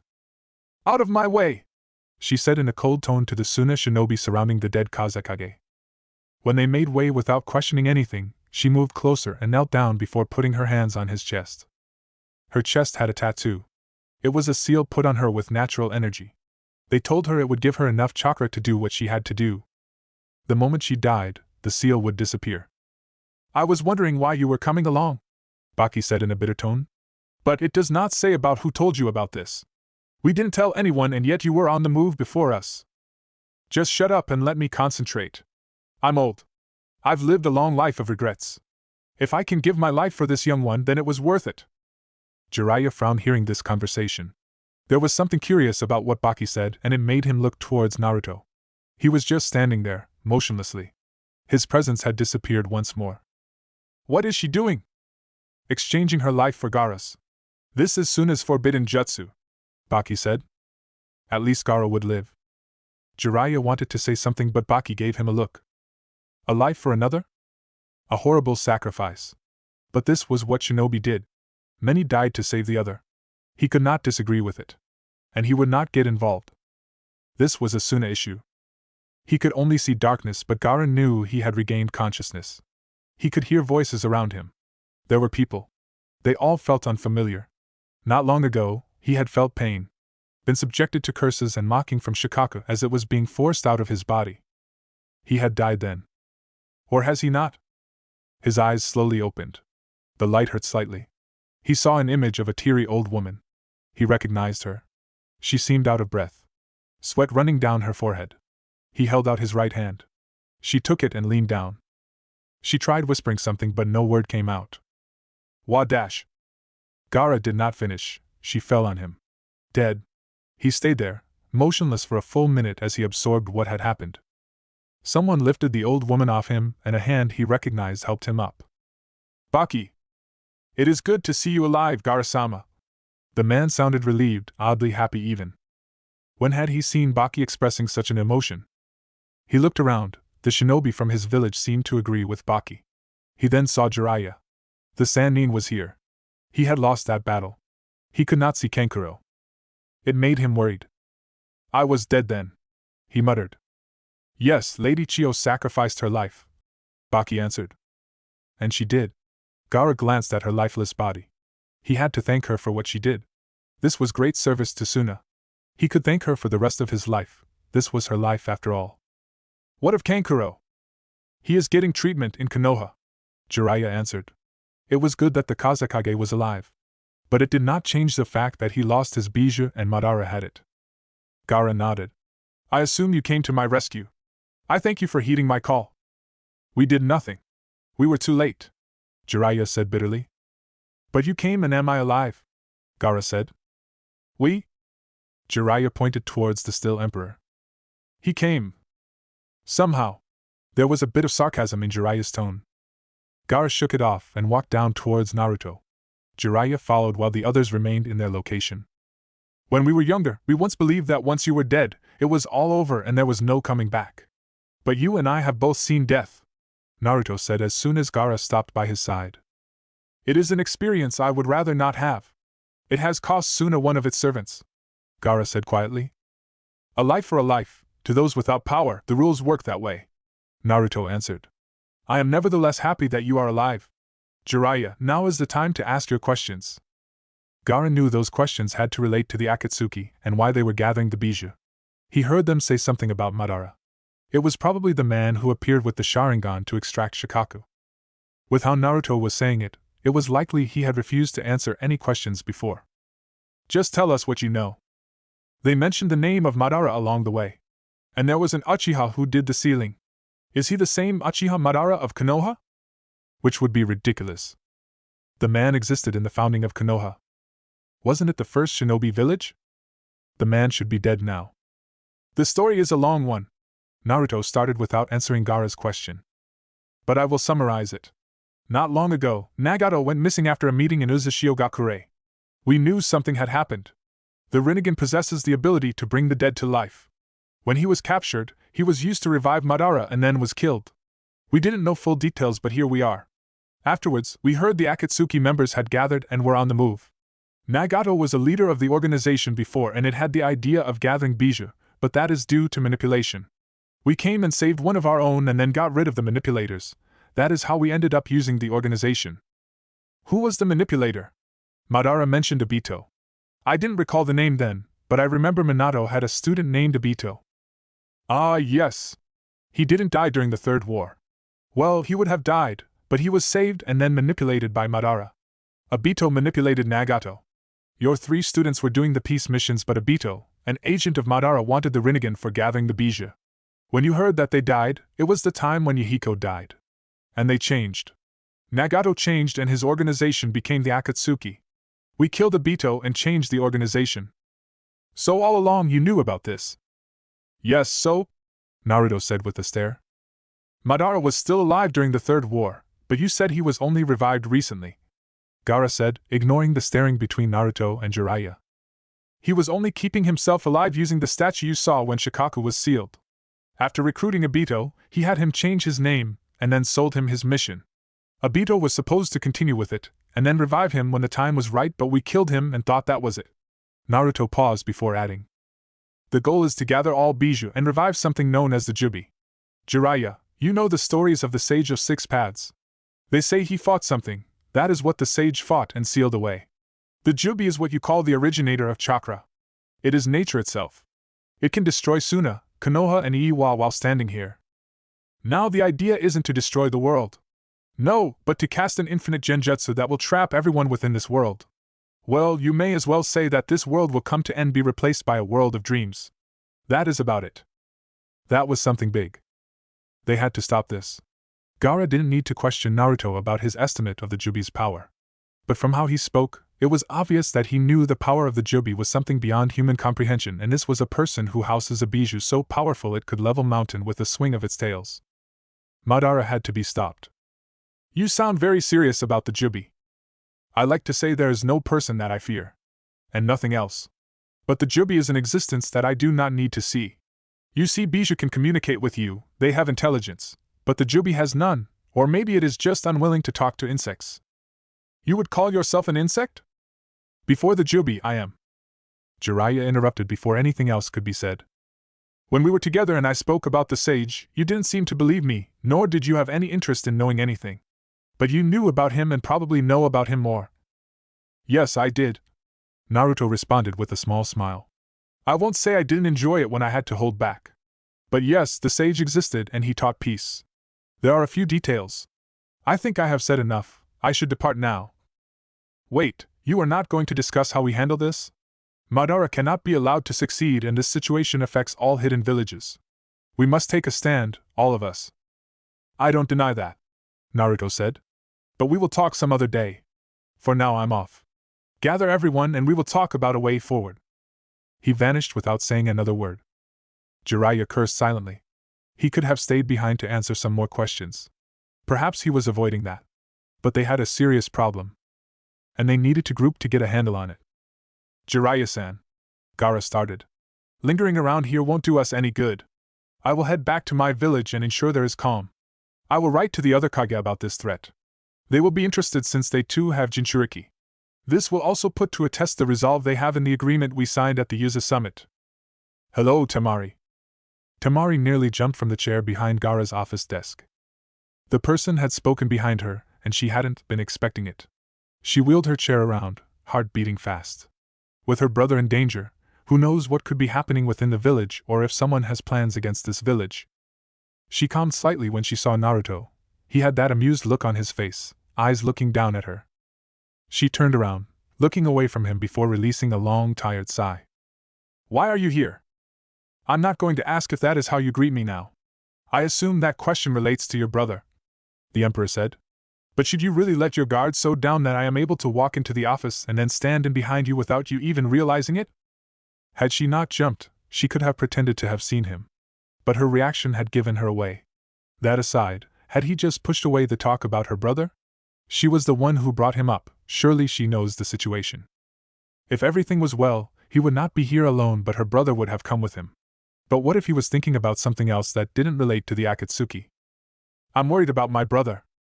Leaving yourself like this seems a little reckless. You don't know who might try to take advantage of the situation. Not everyone is a friend. I think you know that. Naruto lectured.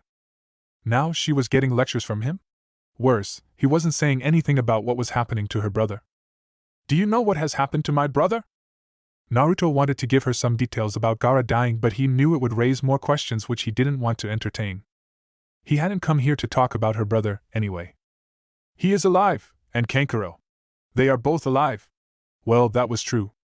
Kankuro was a bit out of it, but he was alive. He would live. Naruto had no doubt that the medics in Konoha would treat him. Temari let loose a long breath of relief. Her brothers were safe. They were alive. She didn't have to worry about losing her family members. She wanted to smile and shout something, but she held herself back. The Emperor was still standing behind her. Why didn't you come with them? Kankuro is getting medical attention in Konoha, and Gaara is with the team. Besides, I wanted to see you alone, and if I teleported with him, I wouldn't have had the chance, Naruto said with a small shrug of his shoulders. He then moved, placing his hands on Temari's shoulders. How about we leave this office for something private? I have missed you. He kissed her on her neck. I'm busy with work. Do you want me to harass you in the office where other people can see? Define harass? Press you in all the right places until your face is all red and you are all wet. Temari flushed slightly just thinking about it. Madara stared at the place he battled his friend and rival. It had been a great battle. He didn't think he'd ever be able to fight such a battle, not in this generation. There was no one with the strength. The secrets in his body made everything much more difficult for anyone to even hold a candle to. It was boring.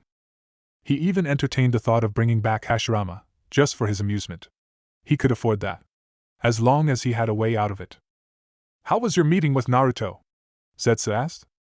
Aside from being an annoyance to his plans and having nearly brought it all to nothing, the blonde was truly an interesting person. In another time, he would have made a fine puppet. Interesting to say the least, Madara responded. He immediately recognized my clone and refused to fight it. I knew even if he had tried attacking, he would have just run away, if he had to. Being disrespected? Madara wanted to laugh once more. The Uzumaki was surely a different being from all in this world. He loved to battle, but was not willing to fight a mere clone, even if it was his clone. The logical choice there would have been to fight with a clone as well. That way, it would give him the chance to see your abilities. While also exposing his, Madara answered. With his use of the Sharingan, Madara could dictate the flow of battle. Naruto would surely be at a disadvantage, and the only way to correct it was avoid it completely unless it was a battle to death. He made a good choice while not sacrificing his pride. He thinks much better than Obito. He would have made a good replacement compared to Obito, but at the same time, would have posed a higher risk. He is too rational. He can change a plan at any moment, and is only loyal to reason. Evidently, Madara said. I'm interested in seeing how the great nations will respond knowing that I have returned. You're thinking of releasing the clones to go to war? Madara shook his head. War is predictable and I have seen too much of it. Besides, it will not be that fun. Admittedly, crushing the 5 Kage would offer some entertainment. And I could test some jutsu before anything happens.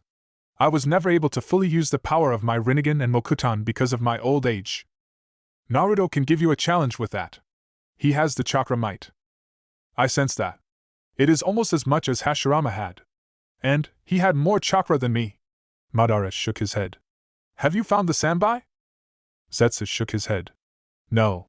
But the 2 Tails is within Uzushiogakure. I can't get there and I don't think it is a mission that can be trusted to the Akatsuki. We should gather the others meanwhile and then finish with the Emperor. We can merely keep the others locked up. I want to do things in order. Madara stressed those words. Have them move on Iwa's Jinchuriki. I want to see how they react. If they choose to unite, we can gather the Bija easily. Shikaku released a long breath when he entered the war room within the Hokage Tower. He hadn't been planning on seeing the walls of this place once more. Not after the war the Empire fought and won. Not after he read notes about the events that occurred within the summit. And he was training Shikamaru to take over the reins as the Jonin commander and Konoha's strategist. Not that he needed help with the last part. Being brought here meant that there was a situation that greatly affected the very security of the village. It was a serious matter. Sasuke, Hayashi, Tsum, Shiba, Inoichi, Kakashi, Tsunade and Jiraiya, they were all present in the meeting. The latter was the last to arrive, but he wore a heavy expression and made all realize the situation was indeed serious. We received a message from the Kage informing us that he was being attacked by 2 members of the Akatsuki. This is a group that 2 former shinobi from this village once formed a part of, Orochimaru and Itachi. Tsunade started in a firm tone. She glanced at Sasuke, trying to see his reaction at the mention of his brother. His eyes only narrowed while the rest of his face looked blank. He was trying hard. Jiraiya and Sasuke were dispatched to provide support to the Kage and his brother. Along the way, Sasuke was stopped by someone else who has no connections to the Akatsuki but called themselves Uchiha. But are they really Uchiha? I thought Sasuke was the only other Uchiha alive. Some asked curiously. I cannot say they are Uchiha. What I battled were clones. But they used the Sharingan. I don't know where they got them, but they all used the Sharingan. They wanted to kidnap me. For what reason, they did not say, and I could not get it out of them. However, I did manage to get out of them that they were the ones who attacked the Sound Capital. Everyone seemed absorbed the news silently. Kakashi wondered how they would react to the real reason they had been called here. He had faced his shock already. Jiraiya had informed him about Obito, and quite honestly, he had been left paralyzed for a moment. How could that kind Obito turn out to be the one behind a criminal organization? How had he even survived and changed that much? But that is not the real reason you were called here. There is something sinister that is happening with the collection of bijou. And the person behind it all is none other than Madara Uchiha, the very same man who co-founded this village along with my grandfather. I don't have to explain to you how that changes everything. Hayashi frowned deeply. Not Madara. Certainly not Madara. That was a person you didn't want as an enemy. The Shogai has been hailed as a god, and the only one person who could rival him was Madara. How was he even alive? How certain are we? I saw him with my own eyes. And Naruto confirmed that it was indeed him. He also explained why he was gathering bijou. Jiraiya answered in a serious tone. How is he alive? Inoichi asked. From as far as we are concerned, he died in his battle against the Shodai Hokage Y. Even if he survived then, he should be dead by now. Not even an Uzumaki can live that long. Hayashi tried to reason. Not unless he was immortal. But if he was so, it would only make the situation very dangerous for them. How did you fight someone who could not die? The Emperor says he was revived not long ago, Jiraiya said. It was a special jutsu because he looks to be in his prime years. Did you fight him? No, it was a clone that we found, and the Emperor refused to fight a clone. Arrogance. Sasuke would have recklessly attacked the clone with an attempt to destroy it with one hit. But admittedly, he was interested in seeing the infamous Uchiha. And of course, that was someone he could test himself against. Itachi's eyes gave him power, and Madara was now the only other person with the EMS.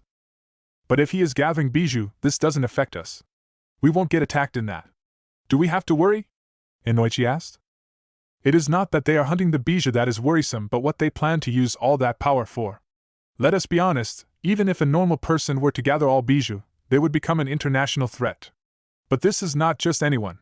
It is Madara, and he can do it if we blink, Shikaka said. I assume the Emperor shared the reason for this. They plan to revive a beast called the Jubi. Naruto says with its power, they will cast an infinite genjutsu on the whole world that will affect everyone. Is that possible? Inoichi asked Sasuke, a bit worried now by what the Toad Sage had just said. It is called Infinite Tsukuyomi, Sasuke said. He had read about in the stone tablet. Naturally, he was not going to share that. By giving you the name of the jutsu, you surely know it is possible. But just how much power does the Jubi have to be able to put everyone in that genjutsu? It is so powerful that not even with the eternal Mangekyo Sharingan can break it. And once you are trapped in it, there is no escape. Not unless someone from the outside breaks it. But I don't know how. It was a bleak level of information. And Jiraiya could not help but fear for the end of the shinobi world. There are still many details that are left out. I believe the Emperor only told you what you needed to know.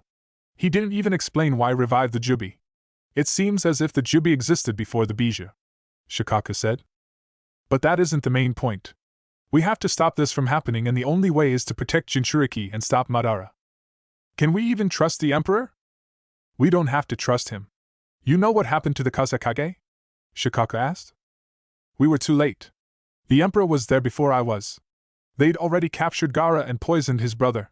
The bijou inside of him was extracted and he died as a result. But someone used a forbidden jutsu to revive him. The Kage is alive and well, but Madara has successfully taken his bijou.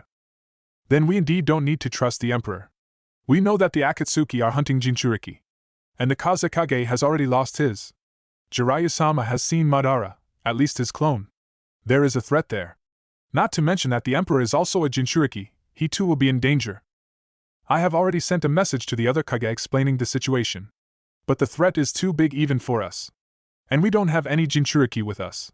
That is why as we wait for other Kage, we must be on the lookout for any members of the Akatsuki. Sasuke and Jiraiya along with Guy will be ready to fight them, Tsunade said in a firm tone. We don't know anything more about Madara and or if he has an army, but we must be prepared for war. That is the reason you are all here. Another war. Shikaku hoped that it didn't come to that. He really didn't want to fight another war. And he hoped his children never had to witness the horrors of war. They had heard what happened when facing an improbable situation. The Emperor and Nagato had massacred thousands of shinobi from Iwa and Kumo. It could be them dying in a battle against Madara. We must get more details about this, Shikaku said. At least we know that the Two Tails is with the Emperor. So, Madara will have to face him. For those with trust issues, this will be the chance to see what he does. Temari had shed a tear seeing her brother back alive. Naruto had said he was fine, but seeing him made her feel alive. Her happiness was now real. She didn't have to simply trust in Naruto's word. Being her brother, Gaara was back to work. Do you really have to get back to work immediately? She asked with concern.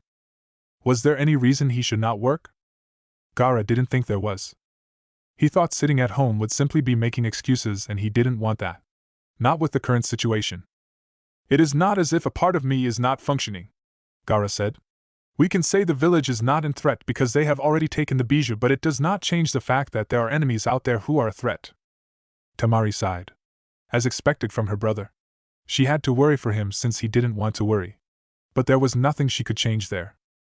I'm just happy that you returned alive. He had died. Someone had to be sacrificed for him to live. Gaara was not going to overlook it nor forget about it. This was something he would take to his death. It cost a life for me to be rescued, Gaara said. And they would have to honor that life. He would ensure that Chio was remembered as a hero of this village. I wonder if it also cost a life for Naruto to return from the dead. Because there is no doubt he had died. Some time ago, when you died, you died. But these days, people were coming back to the world of the living. It was almost as if death no longer had a meaning, to certain people of course. For them, it was something to fear. For him to escape death, someone had to die. It was a life for a life. But that was okay. It would be unnatural if people could be brought back to the world of the living on someone's will without any sacrifice. He is never going to tell me anything about it even if I ask, Temari said in a bitter tone. She hadn't passed the message when he came. Next time she wasn't going to miss the opportunity. Business and pleasure cannot be mixed, or so he says. When it is convenient, Temari said. The man was a hypocrite. But she still liked him anyway. What is going to happen? Gaara wondered about that as well. He was trying to think about it. At least he hadn't lost his ability to control sand. He was still the same person even without Shikaku. Maybe some people were going to underestimate him now, but Gaara had never depended on transforming to win a battle. He could still win. But against the Akatsuki it was going to be difficult. Those were S-rank shinobi, and it was not just in name only. They had the power. There was also Madara. That was going to be something to see. He never thought this world would see such a threat, but there it was and they had to conquer it, for them to have a future. There was no future if they could not defeat the former Uchiha leader. And it was in this battle that they would need Naruto. Even though he was a Jinchuriki and would be in danger if he fought against Madara, not having him fight would be flirting with death. The Emperor was perhaps stronger than the Kage. Who could match him in battle now? In this generation, he had no equal. Perhaps Sasuke could do something now, but it did not change the Emperor's position. We will try to have all villages cooperate to deal with the Akatsuki and Madara. But I think fighting Madara will be a job for the Kage. And of course the Emperor. Still, Gaara wondered if Naruto had not known about the attack. The blonde was cold and logical. If he had known, he may not have taken a different approach. Temari was silent for a couple of moments. But will the others cooperate? I hope they will, Gaara said. Even if they don't do anything, we might have to go on our own. Of course, the Emperor will be there and Konoha will also be there. You have returned, Yoshino said as he entered Naruto's office. He then glanced at the right where Karin was sitting. He smiled at her and chose to sit in front of her. Karin. See. Karin started, glancing at Naruto. No one even calls me Her Majesty anymore. This is your fault. Naruto shrugged. You're not Her Majesty.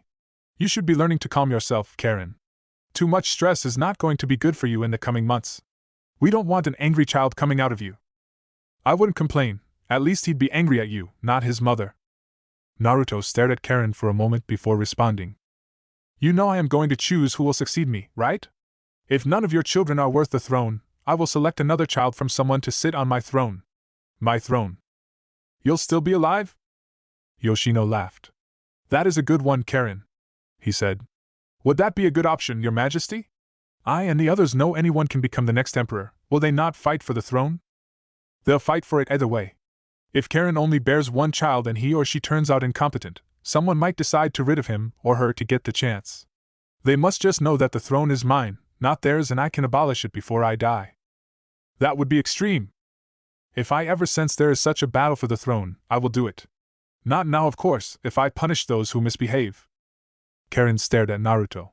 He would not have one of his own children killed because they are causing instability within the empire, would he? Tell me, if my child ends up fighting with others for the throne, what will you do? If the fights gets bloody? First of all, it is your children who will not have a home. What is that supposed to mean? The children His Majesty will have with Princess Koyuki will lead the snow. Shizuka is for Nadeshiko and Mei is for Kirigakure. Temari is for Sunagakure. Amegakure will always belong to Nagato and Konin. But if they choose to die without a child, we will choose someone from that village to lead it. What about the Sound? The Sound will have a couple of villages and it will be the largest. But it won't be controlled by just anyone. I believe His Majesty will make Haku's and Guren's families the ones in charge of the Sound. Haku will of course control political things. I think his role will also see him grow to become the second most influential person within the empire, that he can even take decisions without His Majesty. Your children will run for the throne, but as His Majesty has said, if they are not worth it, they might be left with nothing. Yoshino explained lightly. That is a distant future, Naruto said. But a worrying one, for my future at least. I am nothing and my children can become nothing. We don't do birthrights. They will know. They don't have anything to claim. All belongs to me, not them, not you or anything. Not even the clan. I decide what happens, Naruto said in a hardened tone. Shikaku was taken and those people will most likely come for us. For the love of his home, Naruto would do that. Yoshino admired Naruto's love for his clan. He could argue with anyone that the only thing Naruto truly loved with everything, it was his clan. Is everything completed at the compound? It should be soon, Naruto responded. I hope we move out quickly. Have Yujito warned about the situation before it gets out of hand? She must know what is coming for her. Of course, Your Majesty, Yoshino said. I'd come to discuss Miyuki, but we can have that conversation another day. Was it not important? It can wait. Sound. Haku leaned in his chair and stared as Yugao walked into his office. I hear you've been trying to see me. Yugao nodded and settled down. It had been slightly frustrating since she came here, asked for the man to see her, but she would be turned away. She couldn't even budge in. Not with the request that she had. But she had been patient and finally, she was seeing this person. She saw Jiren coming here every now and then. It did seem that the two shared a very good friendship. You've been busy. I've been holding meetings with merchants for the supply of certain goods to this city. We also have people coming here looking at the buildings. Some are looking to buy and some just want to see. There is much to be done. This was like a new place. People would come here. They were coming here. But not in the same scale as when the trains are running. When is the first train going to run anyway? In 2 or 3 weeks. It will be coming from the wave and then make a stop to the rain, Haku said before asking. Interested? I am, Yugao said with a nod. I have never been on one. But we are using them in the wave. I'm not in the wave, and when I went to Yuzu, it was through teleportation. Haku nodded. What do you want, Yugao? I understand that you were sent here to work. His Majesty did not specify on which role, but still something worth your skills. I was an ANBU in charge of guarding the Hokage. I have been ANBU since I was a child. I come with a wealth of experience, far more than Jiren. I can be of use within this country's shinobi system. So, things were coming to this point. Haku did know that his kindness would at times lead him into failure. This job was teaching him that sometimes he had to harden his heart in order to get things done. Of course, his reaction to conflicts will always be diplomatic, but at times, he had be difficult. I read your file, the one that says for Hokage eyes only. Yugao didn't like hearing that. It was such information that should not be available to these people. At least she hoped that the things the Sandaime asked her to do were not in the file. Haku smiled. I cannot say they were not there, he said as if reading Yugao's mind. But it was a report made by the Sandaime. The current Hokage does not have it, or maybe she does. Who knows? I am given to understand the Sandaime Hokage works systematically. In any case, are you applying for a job? Yes. Doing what? Leading who? Nobody knows you are from Konoha given your ANBU history. So it won't matter, Haku said. I just want a job that will see me being tested. Why did you not go to Jiren? She doesn't like me. Neither do you like her. Yugao smiled. Fair enough. But I cannot get anywhere with her because she does not trust me. That is a pity, but you'll have to resolve it with her. Of course, if you cannot, I can give you a job close to me. But you must earn it. You must show me what you can do. I know your file. But certain details can be overstated or written falsely, Haku said in a firm tone. Speak to Jiren and then we will talk. She controls all shinobi matters. And don't go to the Emperor when he comes here. He needs not be disturbed by things that we can solve. Of course. Good, Haku said with a small smile. Go to Odogekure, check how things are coming. Jiren has been having it turned into a proper village. You'll find her there. Speak to her about your concerns and then come back with a report. And there must be effort. And let no one see you. What do you mean by that? You are a former ANBU captain. Infiltration should not be impossible for you. Infiltrate Oto, and then speak to Jiren, but first explain to her that I sent you. If I get caught? You're afraid she will have you killed? Yes. Haku took out a small piece of paper and wrote something before stamping it. B is the seal of approval not of this office but of the Emperor's right hand. My word carries as much weight as the Emperor's. When I say something, it should get done, unless the Emperor says otherwise. If you get caught, show them that. Yugao looked at the small piece of paper. It was a pass. A key to be anywhere under the name of Hakuyuki. Can I keep this? Haku shook his head. No. And don't try to keep it. Chapter 32. Kurotsuchi-sama. A shinobi with a mask said, appearing inside the office. We have a situation. Kurotsuchi frowned deeply. She didn't need to deal with any more crap than this. She needed to prepare for her talks with the Empire and Suna with Konoha playing the referee. She needed that to drag her village out of the shithole it found itself sinking in. Of course, the talks would not be easy, but at least she had been given the impression that it was not impossible to make the trouble go away. She just needed to swallow a bit of her pride to deal with the situation. What? Rashi and Han were captured by the Akatsuki. What? Kurotsuchi demanded. Not long ago. Damn it! Kurotsuchi cursed loudly before dismissing the shinobi. There was not going to be a mission to rescue them. She was not going to lose any more men. Kurotsuchi leaned in on her chair, wearing an expressionless mask. What was happening here? The Emperor could not possibly have something to do with this. She had already received a message from both Suna and Konoha, but she hadn't responded to them. First of all, she thought the Kazekage was just weak. But the danger had occurred to her. The power of those two could not be underestimated. They meant nothing to the Emperor, but to other villages it was a major power that could deter people from making false moves against them. And now they were gone. According to Konoha's message, there was a greater threat at play. No doubt there, but she hadn't been willing to acknowledge it then.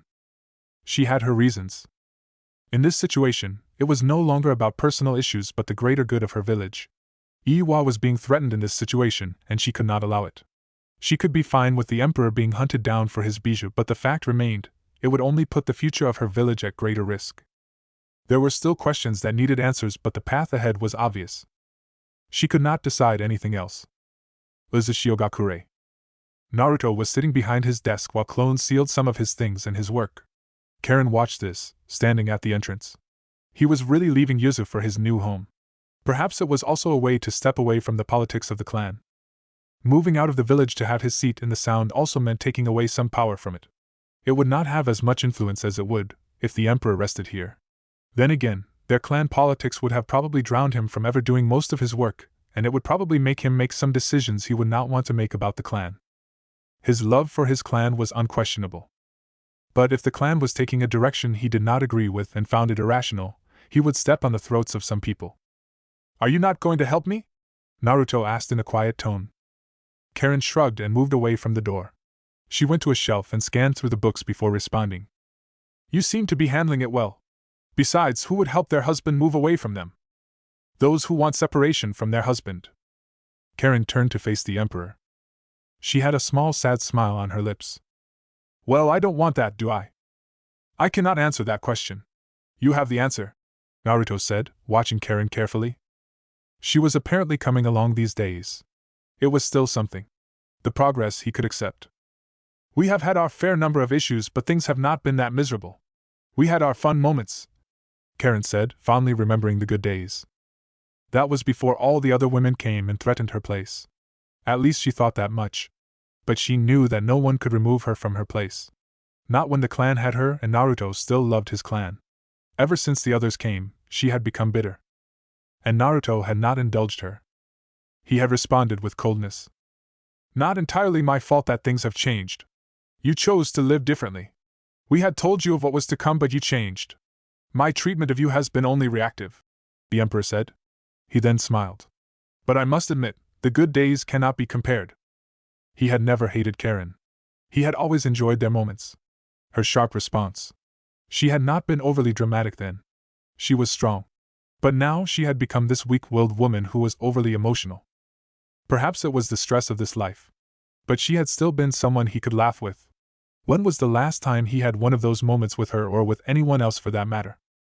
He had been overly robotic over the last couple of years.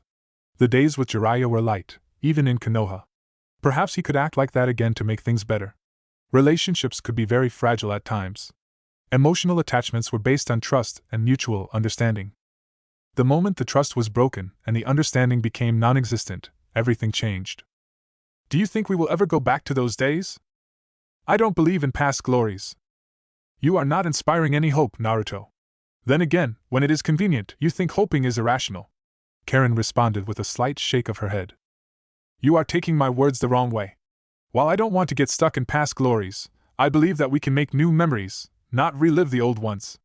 You can choose to compare, but that just drags you down. Everything is your choice. You choose whether you want to be happy or miserable. Says the person who can be very miserable. I have my issues, Naruto said with a shrug. He stopped talking, watching Karin walk toward the couches. She settled down peacefully and he continued talking. I will make arrangements on how I come here in the coming days. But no one must sit on my throne. Any person who does so will be tried. Including me? You are a person, no? Naruto responded calmly. Karin shook her head. It was not like people were allowed to stroll into the throne room in the first place. She didn't have to worry about having to dish out any punishment to anyone. I'd prefer it if you just came to me. I am your wife. It isn't like when you come, I'll be out seeing another man. The schedule will make everything predictable, and for romance, that would be dull. I thought you preferred such things. But not for my personal issues. I prefer to separate my work ethics from my personal life. The moment I start treating my life in the same manner as my work, everything becomes an experiment. Karin explained. She closed her eyes, trying to imagine that kind of life where everything was an experiment. Are you really going to be alone in there? I don't know. You are the only one I would want living with me. Karin stared at him with a raised eyebrow. I thought you'd say Temari or Koiki. The latter seems to press the right buttons with you. But that may be because she is a perverted woman. Temari forces me to draw on emotions, and that is draining. I also fear that being truly close to her means that I may change. I don't want that to occur. Even the Emperor is afraid of change. But I guess if you change your heart and become emotional, well, at least go to a point where you recognize other people's emotions because you care. Most things about the Empire would change, and it may or may not be as great as you want it to become. Karin knew that Naruto had to take some extreme decisions. Even in a peaceful world, tough decisions would need to be taken. Just because the nations were not actively fighting wars didn't mean that there were no evil people. Humans would always turn to the dark side of things. As long as people remained unique, there would be conflicts, there would be criminals, and there would be a need for dark arts against such people. It isn't necessarily change that I am against. People change, for the best or worst, that is the process of life. We all go through different phases in our lives. What I don't want is growing too attached that the attachment stops me from doing what I must do as the Emperor, Naruto said. Karin was silent for a couple of moments. She really didn't think there was a time that was going to come where Naruto would fail to do what he needed to do. He had programmed his mind to operate in a certain way. Some of the things were not things that he had to sit and plot, but it was simply an instinct for him to react in such manner. I don't think you need to worry about that, but then again, you never know anything about life. The heart is a mysterious thing. You can never really predict how it will react to all situations. I thought I was going to be fine with you marrying multiple women. Even though I knew this, and had been prepared for it, when it started becoming a reality, I became angry. The reasons I understand. But the emotions overwhelmed reason and I lashed out. This was something that Naruto wanted to think would never happen again. He didn't want to end up dealing with the same thing over and over again. He had his patience. You seem to be coming along just fine. Yeah. There was bitterness in Karin's tone as she responded. This is only after being grounded like a child and then held hostage by my husband. Some people learn through experience and some through pain, Naruto said with indifference. You know I'm not going to hold what you did over your head for the rest of your life. Not unless the same thing happens again. I'm not planning on getting pregnant again. After this one, I wish to rest a bit and allow this one that is still forming to grow. I don't want two brats crying for me. This is your child, not mine. We will have mine when I want. We will do that if you can carry the child. If I have to carry it, you can lock me up in prison and it is still not going to happen unless I am ready, Karin responded in a sharp tone. Naruto only smiled hearing those words. Welcome back, Karin. The atmosphere within the sound was truly different from the one in Uzushio-gakure. The compound was separated from the rest of the village, but here, it was not. Naruto felt that he was within the large city he had built. He could feel it. The many empty buildings. The many men and women running around carrying materials to furnish the buildings that they had built. The center compound was built with 3 floors. The top floor was reserved for him and Haku. It was made as their living quarters. Haku would still work at the tower Jiren had built. The second floor was left for the imperial workers who would be handling administrative duties. The ground floor housed the throne room. It was located at the heart of the compound. The other 4 buildings were majestically built. And of course, the walls had the paint of crimson. Not all of them, but just part of them. Naruto was standing at the entrance. It was a small gate, with wooden walls stretching after them. A single guard stood at the entrance. He wore a dark crimson long cloak, a forehead protector with the letter E written on it. He had already said his greetings and expressed happiness that the Emperor was coming home. He had simply taken it all with just a nod of his head. From the entrance, there was a clear path that leads straight to the large crimson doors of the center building. Trees were planted in between the buildings. A man-made stream of water ran around the center building, with multiple small bridges built for people to walk through them to enter the building. The road was paved, with trees lining up toward the main building. Aside from the large crimson door that led to the throne room, there was another door that was left open. It was the main entrance to the building. Naruto did not go through it but went through the throne room. It was built from the underground to create more space. The hall was huge, with 3 crystal pillars on the left and 3 on the right supporting the dark blue crystal ceiling. They all carried the Empire's flag. The entire ceiling was purely crystal. It had a certain glow about it that created some light colors within the throne room. The stairs leading to the throne were covered by a crimson mat. The throne was a gigantic thing with its back touching the ceiling. It was dark blue, with the back painted red. Naruto settled gracefully and leaned against it. It was comfortable. He closed his eyes. The moment he did so, he felt chakra signatures flashing in one by one. When it all stopped, his eyes opened. Jiren was on one knee, about 70 masked shinobi in crimson cloaks lined up in rows of 5 kneeling behind her. The doors slowly opened, and Haku walked in, with Yugao behind him. He marched between the gathered shinobi and stopped beside Jiren, but did not kneel. Yugao felt compelled to kneel beside Jiren. Welcome home, Your Majesty. We hope that this is to your satisfaction, Haku greeted with a small smile on his lips. But there was a bit of steel in his tone. Naruto did not offer an immediate response as he searched the men behind Jiren one by one. After a couple of moments, he finally spoke. I have no complaints. Whoever designed the throne did well. It is rather comfortable and stands tall above all other things. I like it. It was the work of Jiren, Your Majesty, Haku said. I see she has also prepared fine shinobi. I can feel their chakra. Jiren, you may arise and address your emperor. Protocols were in place. Haku had demanded that they be in place. Naruto didn't complain. It was time to play his role as emperor with all the necessities that came with it. Thank you, your majesty, Jiren said as she stood up. She was honestly happy that Naruto liked the throne she had created for him. She was also happy that he was finally moving to this place to make it his home. How could she complain? Her emperor was coming here. Once more, she was going to be working close to him. Any subject would relish working close to her master. It was also pleasant that the master she now served was fair and not a cruel bastard who could never compliment anyone unless it was for the sole purpose of trying to win support and continued loyalty. I selected these men to be the police of the city. It will be their duty to patrol and guard the city against any threat. They will have their own supply of intelligence and working stations that is different from other forces. I have developed a system that ensures that they execute their duties without any interference. I understand that politics will play around this city, and as such many people of influence may take residence. When you have such people, they will like to have control over those in charge of protecting the city. Their only limit is when it comes to the Imperial Guard. The Imperial Guard will be the one responsible for your protection, along with Haku's and any other leader who comes to the city. Naruto nodded. The Imperial Guard would still need some work. Uzumaki will play an important role in the guard. He could leave its command over to Naori, his prime guard. Haku could also give them orders as his right hand. Expand the scope of work to the entire country, the Emperor said. And of other forces? We are still in the process of recruiting and doing training, Jiren answered. I remain in command of all other forces. But I won't be in charge of the police. We believed it would be best if they only reported to the one who controls the city. Naruto tilted his head to the side and closed his eyes. One who controls this city and one who controls this country is the same person. Haku, you have so many duties and cannot do all things. Jiren, I will have Yukimura trained to become leader of this country.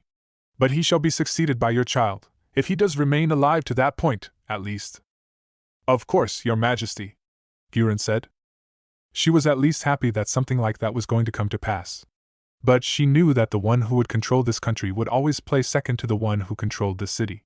All power of the country would rest with Haku and the Emperor. But she was not complaining about it. Do you have a training ground prepared for me? Yes, it is just outside of the city. I had Noroi erect a barrier around the area to close it away from public eyes.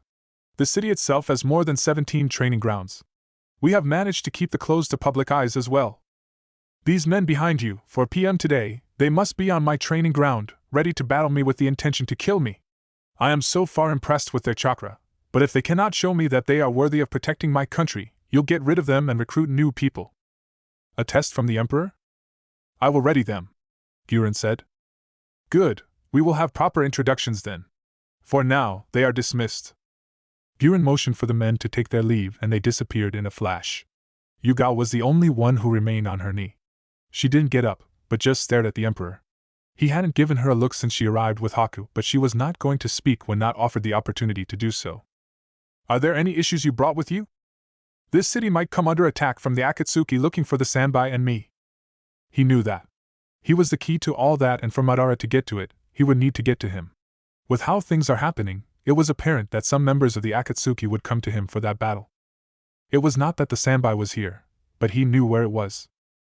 Haku frowned. You are putting this city in danger just like that? Naruto shook his head. Deidara and Sasori are the only ones who can damage to it. But they will not come here because Noroi has given me their location, and tomorrow, I am going to hunt them down. I also won't wait for Madara to come here for me to battle him. This minimizes the risk to everything we have built.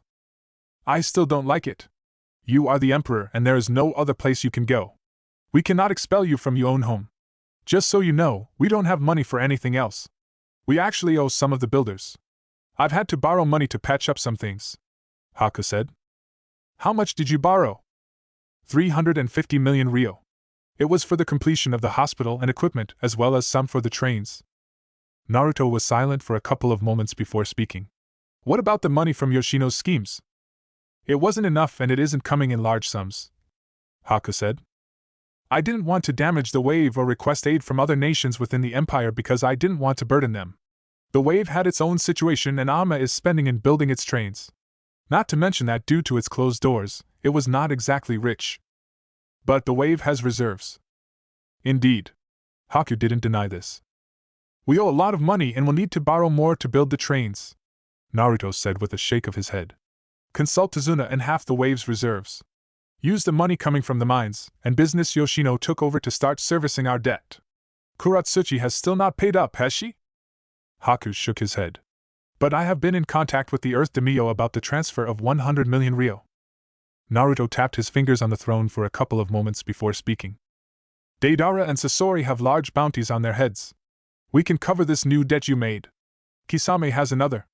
There is also Kakuzu, his is rather big. We will make ourselves rich by turning over their heads. That should solve the problems we have, no? But you must get them first before the other nations. Tomorrow, I will pick up Deidara and Sasori. We can move quickly to get the others. I have to say, I'm a little surprised that you haven't said anything to argue against this. I am thinking about profiting from the death of the people, Naruto said, staring straight at Haku. Haku shrugged lightly. Some things had to be done. He knew he was kind and that Naruto held back from telling him some things because he knew he would object.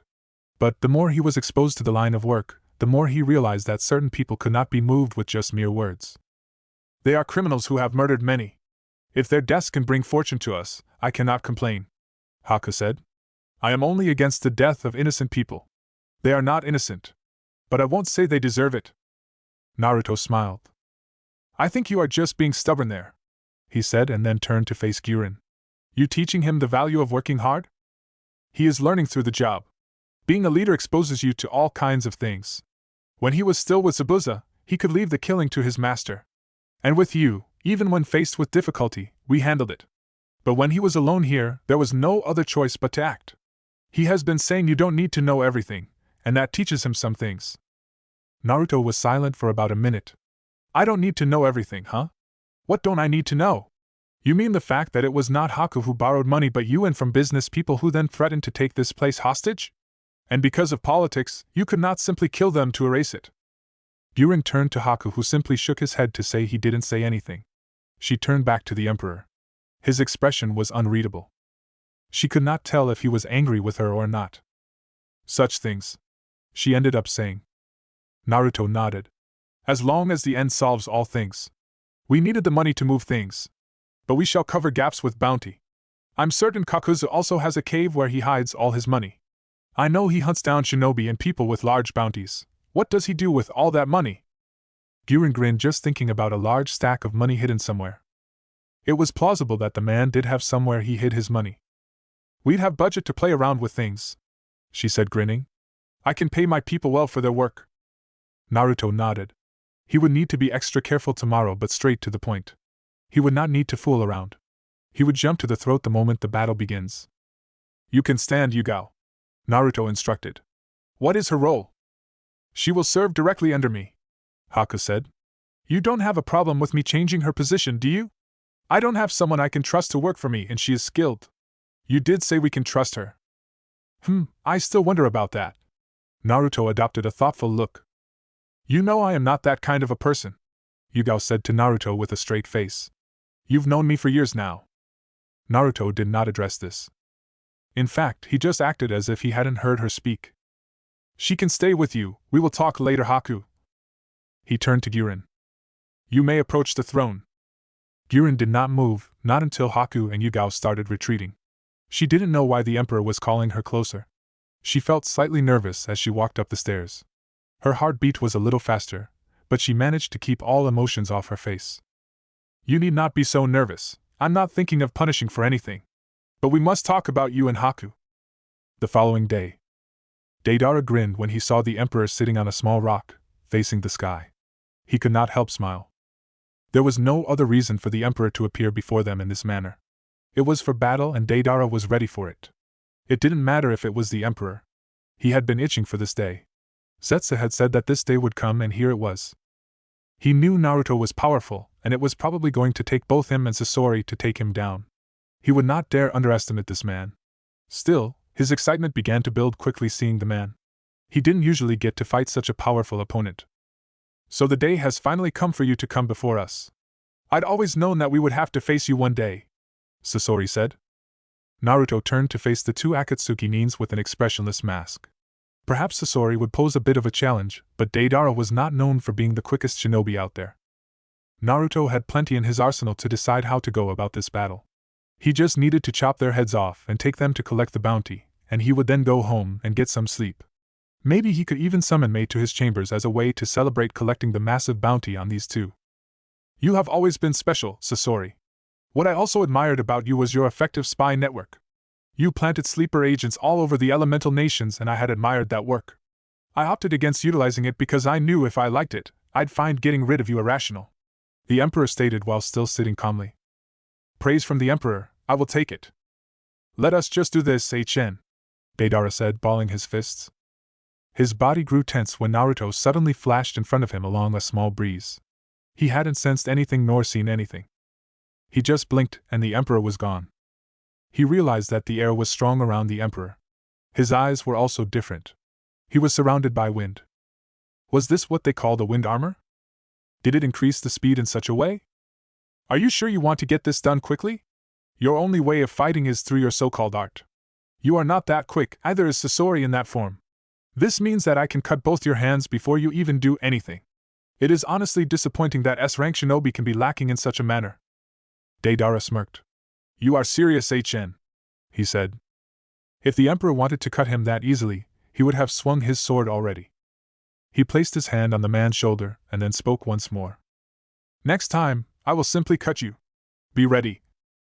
Deidara didn't have the time nor the energy to do anything when Naruto's fingers dug into his shoulder, and with just one hand, even when he tried to resist, the blonde pulled him, and twisted around in the blink of an eye before hurling him towards another direction. While airborne, Deidara fought to control his body, gritting his teeth for a moment. That was just ridiculous. The raw strength was just inhuman. You think you got me? He then grinned, shouting loudly. Art is a blast. Katsu! Naruto's eyes shifted down, and he saw two small white birds dropping down. They were just below the height of his knees. Shit! Deidara cursed loudly. This was his worst enemy. Fighting someone who manipulated lightning, which his element was weak against, meant that he could not ignite his art. About 20 needles were shot towards Naruto by Sasori. They flew toward him from the right side, heading towards him. Naruto simply waved his right hand and then released a powerful gust of wind. The gust slammed into the needles, deflecting their path. Are you two really serious about this? You won't be alive in the next couple of seconds if this continues, Naruto said while taking out a kunai. He coated it with wind chakra and then flung it towards Sasori. Naruto was using wind, and with the speed of the kunai, there was no doubt that the kunai was coated with wind. If he let the kunai hit, it was going to burst through his puppet. His metal tail swept from behind, the blade of the tail shifting to the sides as the kunai neared him. Within a second, metal clashed when the kunai hit his blade and was deflected to the side. If he had natural eyes, Sasori would have widened his eyes when the Emperor suddenly appeared in front of him in a crouched position. He was indeed too damn fast. Once more, he hadn't seen anything. It was like the wind was surrounding him. Hikari's mouth flung open as he tried to release poison needles, but before a single needle could even leave, the Emperor shoved a ball of flames inside Hikari's mouth before flashing away. Boom! Sasori knew it was over for Hikari when the ball of flames touched his cloak. The Emperor was known for creating condensed ball of flames that were capable of making huge explosions. Even though he was not looking at Deidara, Naruto was watching him. He didn't seem to be at all concerned about Sasori. Naruto did know that the blast he released was not enough to defeat someone like Sasori. Seconds later, something jumped out of the flames. Naruto stared at Sasori with a raised eyebrow. Sasori should be much older. Looking at him, Naruto realized that he was not looking at blood and flesh but something else. I see, he commented without saying anything in particular. Had anyone else destroyed Hikari? Deidara could not remember, and this man had done it within seconds of starting a battle with them. This was going to be a dangerous battle. He was also problematic since he could not use some of his abilities because he didn't want to end up killing him. The blonde was a Jinchuriki, and death was not to come to him, or unless he would be held responsible for the death of the Kyuubi. This looks like it is going to be difficult, Sasori said to him from the other side. Be careful that I don't get caught in your explosives. Art, Deidara corrected. But don't worry. Whoever's art takes him down proves that their art is superior and the real art. Naruto spoke before Sasori could respond. I heard that you two often have this debate. But I'm afraid we won't get to see that. I didn't come to fool around with you both here. If I had the Sharingan, I would have just engulfed you in black flames, but I am Uzumaki, so I used a seal," he said while looking at Deidara through the corner of his eyes. Deidara was not stupid. He clearly read what the Emperor was saying. He didn't say he would use a seal but had already used a seal. But he hadn't seen him applying one on him. This made him tense. Naruto turned to face Deidara and held up his right hand. There were strange marks on his palm. "Most of my seals are stored here. I use my chakra to imprint them on targets. It is sort of how my father could mark you with one of his seals for his jutsu. I can do that, but I choose not to because there would be no fun in that." He smiled. "Can you guess what I did to you? You won't feel the effects now because I haven't activated it." Deidara frowned deeply. That moment the man touched him on the right shoulder. Naruto had targeted the hand he used. This was not anywhere in the information they had about the blonde. How was he going to deal with this? He could be. His thoughts came to a halt when he felt like a hand was gripping him on his right shoulder. He quickly tore off his cloak to see what was happening. Black marks started to spread around his shoulder through his arm. He gritted his teeth when he started feeling a tightening of his muscles. When he tried to move, nothing moved. His brain leapt, shouting the commands, but the muscles failed to react. Nothing in his body was moving. He could not move his neck. His eyelids couldn't even blink. Everything was just stiff. "Guh!" Deidara cried. It was only the voice that came through gritted teeth. He wanted to move, but his jaws refused to clench. Silver rods protruded from his shoulder. There were 6 of them, and they were conducting electricity. He knew it was his chakra being turned into lightning. The lightning kept him paralyzed as it was going through his body. But this could not go on forever. He would run out of chakra. And when that happens, he was going to die. He couldn't glare at the Emperor. He could do nothing. He felt frustrated. Helpless. Anger bubbled within his thoughts. But he could now no longer even cry. "Stay there for a little while because I want to deal with Sasori. I imagine by the time I am done with him, your chakra will have been drained already." Sasori was not pleased about this, but he was not going to risk anything. It was likely that if he neared, those rods would discharge electricity, electrifying anything close to him. "That is some complex work," he ended up saying in a calm tone. "Nothing compared to the many seals that I have developed over the years," Naruto responded as he turned to face Sasori. "Don't worry, I won't do any on you. You have plenty of puppets that will make it difficult for me to get near you to apply anything. Oops, I just shared a secret. Oh well, it isn't like it changes anything." Uzushiyogakure. The throne room was not a public place that allowed people entry. But there had been times the Emperor called people here. There were those leaders in the streets for civilian matters. It was the only chance common people found the ear of the Emperor. When he was on the throne, he was a different person. Of course, it all depended on the mood. Miyuki had seen the man looking pleasant, creating an atmosphere that permitted normal people to be around him freely. Naturally, there was always a shadow behind him, giving a warning sign. Perhaps it was only visible to her perceptive eyes. For some reason, Miyuki could tell the throne room was completely empty of the people who usually listened in when the Emperor was talking to some people. With Haku away, it was just cold. As she moved closer to the throne, Miyuki felt like she was stepping closer towards the King of Hell. He had an imposing look. The atmosphere was just pregnant with violent tension. Even when she felt that, Miyuki didn't change the expression on her face. She continued smiling. "Your Majesty." She greeted the man on the throne. Naruto raised an eyebrow. "Is that how you address the Emperor, Miyuki?" They were going to do this. She knew there was danger here. But she also knew she was going to get out alive. The moment Naori came to tell her that the Emperor wished to see her without wasting time, she had known there was something wrong. "Apologies, Your Majesty. It is a habit since I usually stand," Miyuki said as she knelt down. Was this part of the humiliation? Being forced to be like this? Women were usually allowed to remain standing. All that was expected from them was to face the floor, as they speak unless commanded to face the Emperor. "I think you read the mood a lot better than that, Miyuki," Naruto said. His expression changed slightly. "We have not spoken in private in quite some time. Not since the day we first met." "Indeed. I'd always thought that you were avoiding me. Our conversation that day had gone so well." Naruto smiled. "I will not disagree with anything you said. I tend to avoid dealing with a woman who can manage to convince me to do certain things that I would rather not do. You also seem to hold your liquor far better than most people. It isn't like you easily get drunk. But I don't remember trying to convince you to do something you wished not to do." I was merely curious why the Emperor would be sitting in a bar, alone with a miserable-looking face. Thinking of those days, Naruto truly missed them. He missed that peace. There was always chaos in a bar, especially at night. People lost it easily when drunk. Chairs could be thrown around. Bottles could find themselves breaking in someone's face.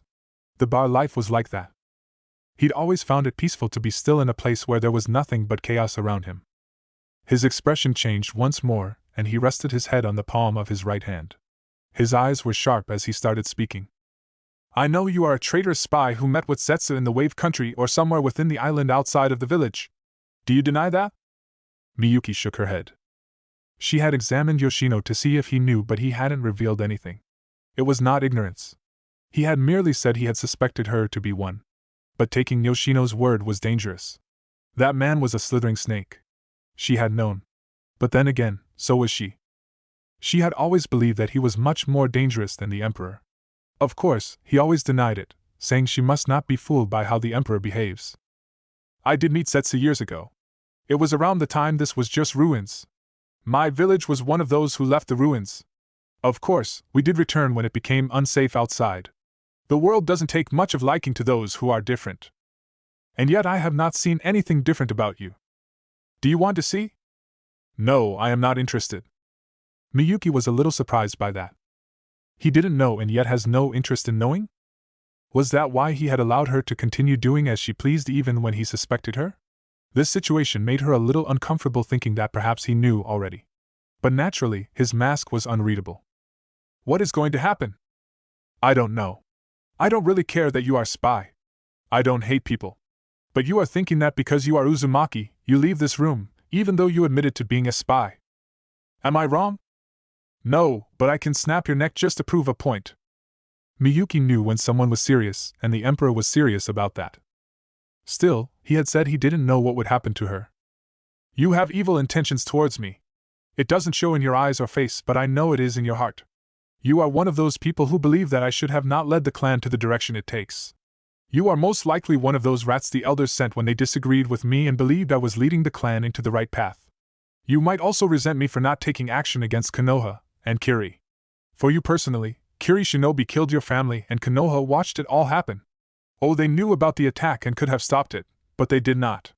Zetsu told you as much. And I never denied it. You don't wish any harm to the village. Not at all. You'd never permit such a thing. But people believe that I could bring ruin to the clan with my actions. Domination is usually through bloodshed. Although you know things about the clan, which you could give for Zetsu to bypass the security, you've not done so. But you've only ever been interested in knowing the location of the sandby. Zetsu knows I took it. Miyuki was silent for a moment before bursting out in laughter. It was a hollow laugh, devoid of any emotion. How do you think like that? You train your mind, Naruto said. Nobody knows the location of the sandby. I am the only one who knows. You can tell Zetsu that tomorrow when you visit the Wave Country. So, I am going to leave here. Of course. You are a precious Uzumaki woman. You are going to breed little Uzumaki for Yoshino. Your elders will be most pleased. Really, he was just going to say something like that to her face. Did this man not have any limits? She then smiled. Unfortunately, I cannot bear a child. Naruto smiled. You are smart, but you became emotional when I mentioned that you would do what you don't like. The only reason I'd keep you alive after being a spy is for the simple reason of increasing our numbers.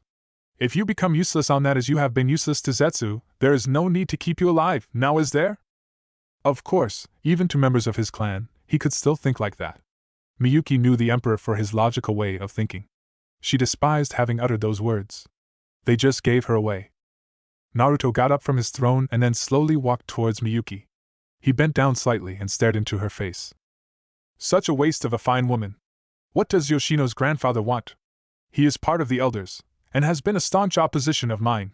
The empire is growing, and before I decide whether the clan will have greater influence, I must know the intentions. What do you think he wants? Yoshino to be emperor. But as long as I am alive, that is not something that will happen.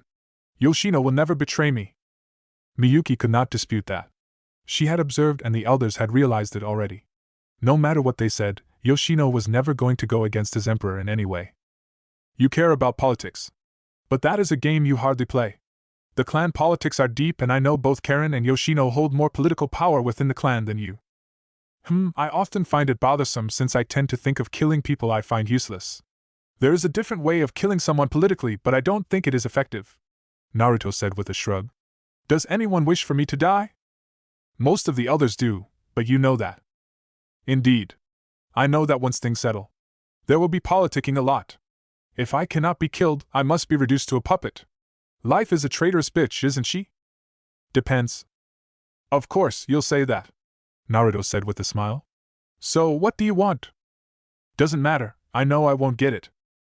You understand things quite well, and you know if I so please, I can confine the elders to this village and spread the Uzumaki around.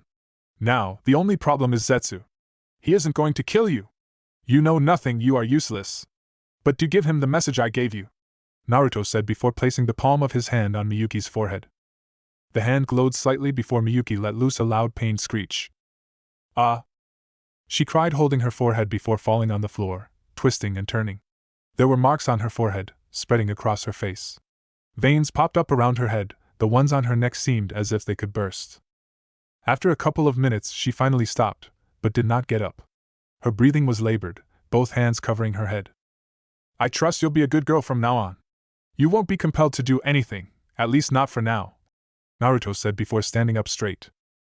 He then walked toward the exit without saying another word. Yoshino was standing just outside, hands folded across his chest. I think a part of her likes you, you can keep her. You never shared some of the things you shared with her. Naruto closed his eyes and started walking past Yoshino. When you invited her to your home, you knew I knew something and never asked. I decided it was best we keep our thoughts to ourselves to avoid any puddle that might cause us to slip. It is much more than what I actually thought. I could never get anything out of her, Yoshino said following the emperor. I did most of the talking, she merely confirmed some details. The emperor paused, glancing back at Yoshino for a moment. Did I not tell you sort out your elders? They are stubborn and won't listen. People will continue to call this the Uzumaki Empire, but it will officially be simply named the Empire. Uzumaki will be out of it. I cannot have politics that will only cause me to stumble. You have no control over the elders. If you did, I'd let it continue. But you don't. Tell them, on my orders, they must never leave this village. However, I will alleviate your position.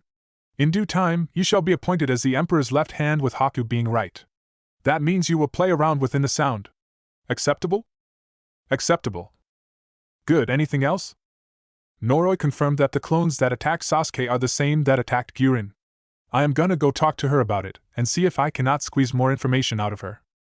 I've already given you the go-ahead and you don't need my supervision. Do what you must. I want to see results, Naruto said. Yoshino had at least earned that much. Haku was the one who worried him because he was simply too kind, even to enemies. I am going to go above what the Empire does with Iwagakure when talking to her. I wish to know if you are okay with that. Naruto opened both his eyes. Yoshino was talking about allying Iwa and Uzushio. It would need his approval to be the final thing. This was still a village he had rebuilt. He closed his eyes once more and then responded. It is fine. There are people within the Water Daimyo's palace who are questioning things. Mei made efforts with the daimyo and it worked. But there are people who are still talking. Some are even questioning our association with Nadeshiko and want to claim it for the water country. There was always something happening. This was the shinobi world. Greed ruled people. There was always the hunger for something. The thirst for something. Some people were never satisfied with what they had. Yoshino had known that he would always have to do things. Elimination or diplomatic? We don't have time for talking. We have bigger issues. Nadeshiko is important for our share in the control of the sea. With it and the wave, our shipping business thrives. The wave needs Nadeshiko. Until the capital grows and surpasses the wave, we must show extreme caution. Yoshino smiled. The right hand is for diplomatic missions and the left is the stick that hits them. Buran has created a group she named Empire Black Ops. EMBO for short. Only you, Haku, and Noroi know of its existence. When you must carry out missions that require termination, talk to her. For now, we don't need a bloodbath. It will raise too many questions and Mei will turn to us. Have the daimyo purge the people we don't want in his council. I will call for Noro. Tell me when it is done. Kisame grinned when he saw Naruto sitting below a tree, eyes closed, leaning against its trunk. He didn't seem to notice him, but he knew this was not a coincidence. The Emperor had been waiting for him. The Emperor was on the hunt. Madara didn't seem to care about this. He merely said the Kage were going to gather, and if they declared war, the bijou would gather. There was of course the likelihood that they would be hidden from him and taken away from battle. He already had in his possession 3 bijou, and from what Zetsu told him, Madara was personally going to collect both the 6 and 7 tails.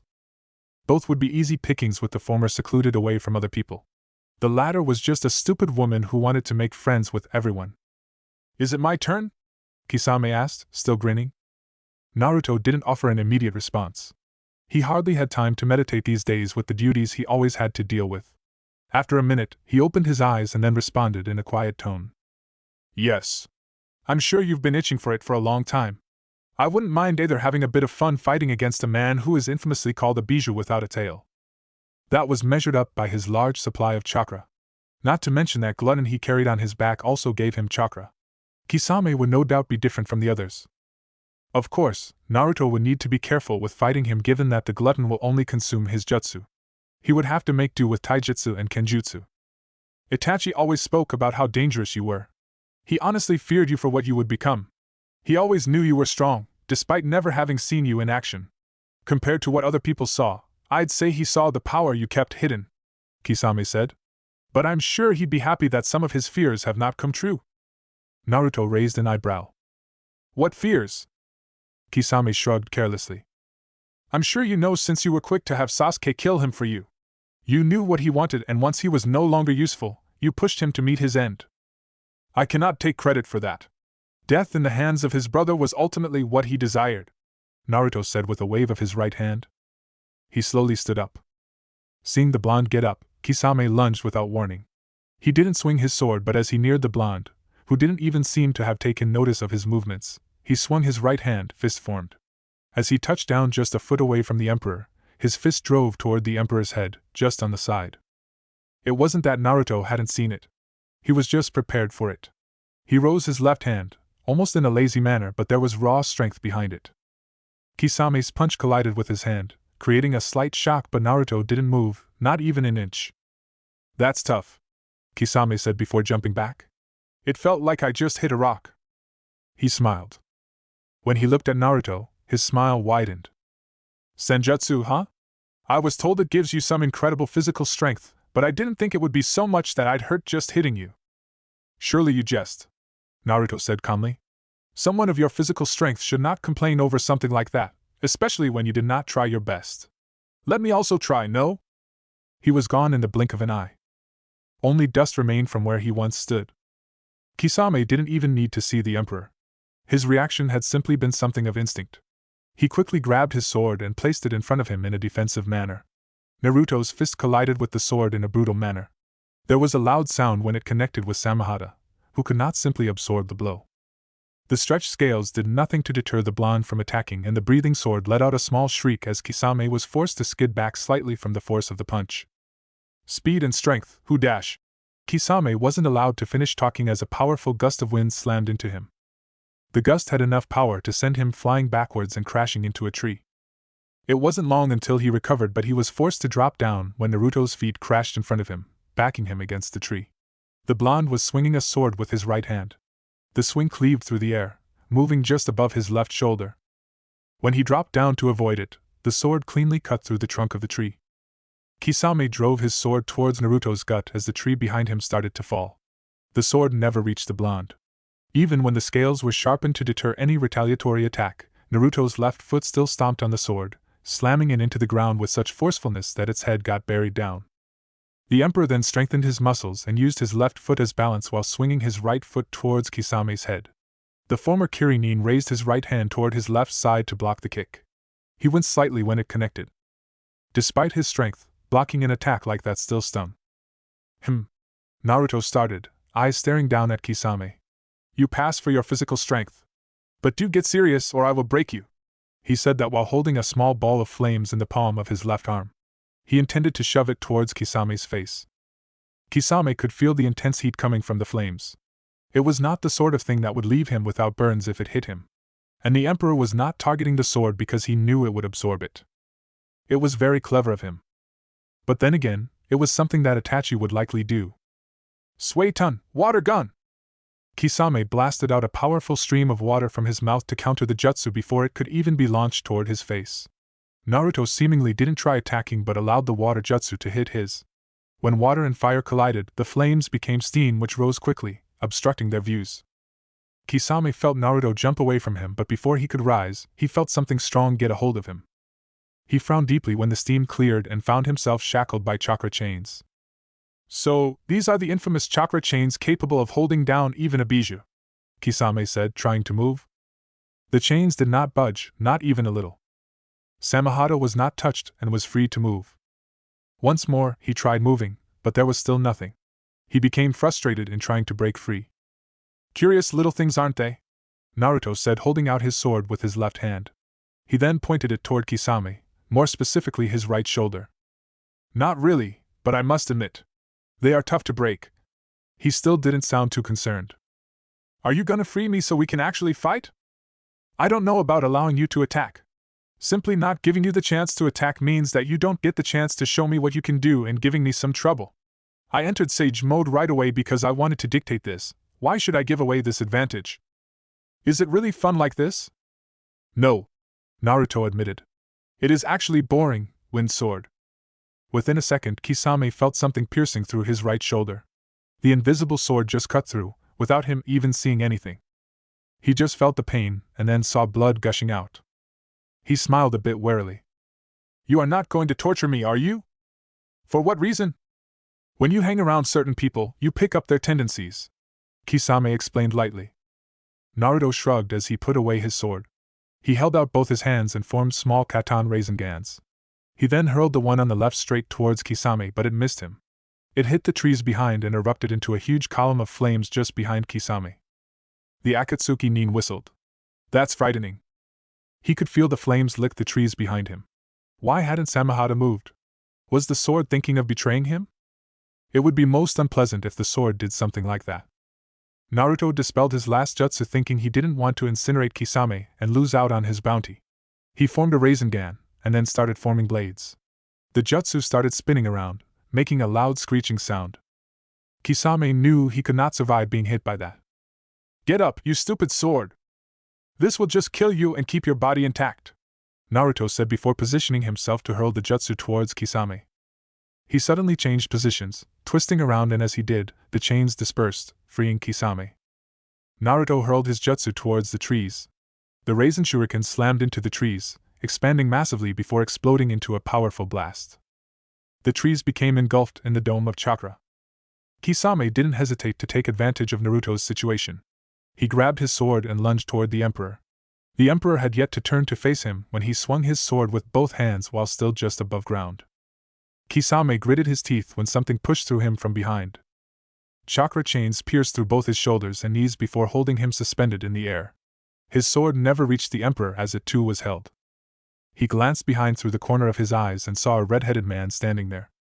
"You exposed yourself, Your Majesty," Noroi said, letting loose of a small breath of relief. "He reacted far quicker than I thought." "Zetsu, he has disappeared now," Naruto said with a frown. "I can afford to do that since you were around." He then added while slowly turning around to look at Kisame, who was floating above the ground, held by chakra chains. "I'm contemplating on having him free you just so we can have an honest battle. Why don't we do that? This has not been a battle. I rigged this place to suit me," Naruto said. "There is a large seal placed on the ground that slowly sucks away chakra that is not Uzumaki. Of course, it creates a perfect battleground that I cannot be beaten within. You should never allow an Uzumaki to fight in his preferred place if you don't have the Jujutsu to spot the seals placed around. You say it as if you are going to give me a chance to do it right." Naruto looked thoughtful for a moment before shaking his head. "Meh, I do love to battle, but I went to such lengths to actually avoid battling you. I never had any intentions of fighting you in the first place. But I must admit, I was using you as a practice for a battle against Madara. Of course, you are not him, so everything went well, almost well. I had to spend energy." He then glanced at Noroi. "Deal with it. I have to be somewhere. I'll allow you to leave this place before me." "Of course, Your Majesty." Noroi disappeared in a flash after saying those words. After Noroi disappeared, Naruto slumped down to the ground, breathing a bit heavily. After a moment, he calmed his breathing. "Nope, this won't do," he said. He'd lied about only the chakra of those not Uzumaki being absorbed. He was no different than anyone else. Of course, he took some measures to protect himself. If he was simply fighting using taijutsu and kenjutsu, there would be no problem, but he used ninjutsu, and the moment he did that, the protection stopped helping him. Having his chakra absorbed was not much of a problem if he had senjutsu activated, but the mental focus needed to keep everything in balance was a little too much. He needed another plan. Against Madara, he would get exposed easily. Nothing was ever easy, was it? The young child in him had thought that nothing would go wrong the moment he plotted to have Obito killed. Zetsu had never been a problem. Not until after Obito was killed, and he started revealing his true colors. Naruto even wondered if the creature was indeed the will of Madara. How did Madara even come to achieve that? As a user of the Rinnegan, he could have used the creation of all things. Nothing was certain, it was all just a huge mountain that had to be climbed. When was the last time he'd actually had this kind of challenge? When dealing with the Kage, it had never been the case. While he would still not want to face all of them, he still knew that it was easy to pick them apart if they ever showed signs of uniting against him. "You could use more of my chakra and boost your power," Kurama suddenly stated in a measured tone. Naruto was silent for a couple of moments after hearing the voice of the Bijou. They didn't usually talk. There wasn't much to talk about anyway. But still, for the Kyuubi to start talking to him now must mean his troubling thoughts about Madara must have come to the attention of the beast. Then again, there was no one else in this world who knew him better than the Kyuubi. They have been together since he was conceived inside his mother's womb. "I am a proud shinobi who trained hard to do away with the dependency on your chakra as most Jinchuriki do. Perhaps it was also the fact that I didn't want to become a weapon. I more than anyone else know that none of the Bijou can match your power, even in your current state," the Emperor said. Just because the Gyuki was the second in rank after the Kyuubi didn't mean that it could try to reach the Bijou. No, there was a major power difference. It was baffling when he actually thought about it. It was no wonder that no one was able to capture the Kyuubi until after Madara came with his blessed eyes and then Hashirama came with his Mokuton. "Current state? You only have half of your power. I'm considering summoning Kabuto to perform the reanimation jutsu to revive Minato so that we can get that other half from him. Knowing Madara's power, that would be best. At your level, you are no match for him. You'll meet me in your battle against him. I have fought against those of the Sharingan and the Susanoo. It seems to be your primary concern that if he is to release it, you would not have any fire power to stop its attacks. Before that, you could probably go head-to-head with him a battle of ninjutsu. Madara may have the Sharingan, but one thing you learned from that old man was understanding the fundamentals of chakra and learning how to break down jutsu. Your contempt for Madara reaches even me," Naruto answered as he appeared within the seal. He stood right in front of the freed Kyuubi, which had its head resting on its paws, those huge eyes staring at him with hatred. "I would rather work with you and maybe your father if it leads me to victory against that Uchiha." Naruto had to smile. He hardly saw so much hatred in the eyes of someone. Perhaps if it not for years of meditation and dealing with anger issues, he would have the same look about so many things and people in this world. He had certainly suffered. "Number 1 on the list, huh?" he said, still smiling. "I hear you, Kyuubi. And I will use your power. But you want it to be something that is done united, so we use the full extent of your power, yes? If you have the answers, why ask? If you have the breath to waste asking that question when you could have simply said, yes, why even bother?" Naruto asked rhetorically. "I've gotten a grasp of Mokuton, but it is still something that needs more practice in battle. Your power and the chakra I've taken from other Bijou will be what I need to now learn to control. But before that, I will require to get your other half. I already have an unlimited supply of chakra from nature. I can dance with Madara all day. It is good that you have started the conversation because I would not have started it easily. I want to see that battle between Madara and Hashirama. I'll learn more about Mokuton that way and more about Madara that way." Kyuubi stared at Naruto. He said he wanted to see it, and it was in his mind. There wasn't anyone else who knew that battle as much as he did. He could understand the power Madara wielded because he had fought in that battle. But still, what a beast Hashirama was. Even though Madara had him, he'd still lost. But of course, Kurama didn't think that it would be the same with Naruto. The blonde primarily used his power for healing and surviving fatal wounds. Madara could stab Naruto through the chest, but if he was fast enough, he could still heal the blonde and he'd get up and fight again. If this is the only way that Madara can be defeated, and if we succeed and I get the chance to escape, I will take it. Naruto shrugged indifferently. My people will just capture you again. I might decide against showing you anything, Kurama threatened. You can, but I have ways to force the information out of you. You have a mind, that's why you can think and Madara can manipulate you using the Sharingan. You know I am not that of a kind person that I would not resort to extreme measures to get what I want, the Emperor said in a cold tone. I am just a reasonable person, that is why I asked. Haku stared through the windows of the tower with an expressionless look on his face. The more days he spent in power, the more he realized that perhaps the responsibilities were a little more than what he could normally handle. Jiren usually handled some of the things he couldn't stomach. But he'd read the reports. He knew what Jiren was doing to people who threatened this country. He could stop it. But he didn't. He tried talking to some people. But not all listened. There was no time for indecision in his role. If he did that, people could lose their lives, and everything could be lost. The pressure was getting to him. And it would not get easy if he didn't accept the things that he had to do. He didn't want to lose himself, or his kindness. He wanted to remain true to what he was, and still be able to do his job. Haku knew he had to accept certain things, it was part of the job. Perhaps he was able to live in ignorance within Uzushiogakure because Naruto would never allow any of the issues to come to him. He knew some things because he was close to Jiren. But now he had to oversee it. That is a rather scary look coming from you, Jiren commented in a light tone as she walked towards Haku.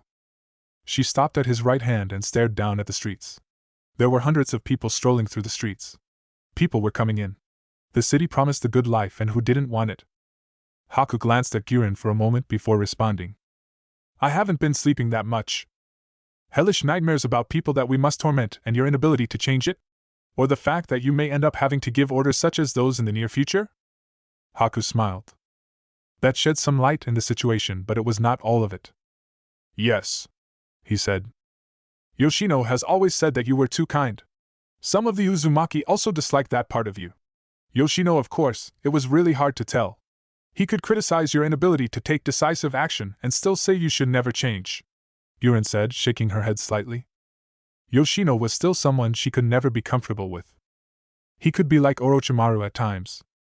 He has made that clear to me on a handful of occasions. But there are things you cannot run away from. Naruto has always been protective of me, at least from having to deal with the cruel intentions. But here, I've been forced because if I didn't, he was going to come and do worse. Jiren shook her head. Even in such moments, Haku was still thinking about saving lives. She truly could not understand how he thought about things at times. This was the shinobi world and people killed each other. You won't have to deal with so much in the future. He is still protective of you. You know something that I don't know. Jiren smiled. I know something you don't know. That is a surprise. Haku shrugged it off. Intelligence people know secrets before Kage. This isn't a competition, is it? He managed a small smile. Because if it is, I can order Noroi to pass on information before he tells you or Naoki. Or even Yoshino for that matter. You can do that? Haku smiled. While standing here, I can do it. I am the Emperor's right hand after all. Well, damn. Jiren became silent, still staring at the streets. She saw some kids running around. Orphans. The orphans were many in this world. So many like Yukimaru. Some were abandoned by their mothers who simply could not stare at the face of the bastard who violated them, yet had no strength to kill a child they carried. The Emperor has created a system that allows you to play politics only and leave the other things for Yoshino and me. Haku smiled bitterly. You should know that politics is a dirty game by now. I'd always seen it within the Uzumaki clan, but I see it more clearly now. You can't even trust people in a game of politics, even if you might publicly say you trust them.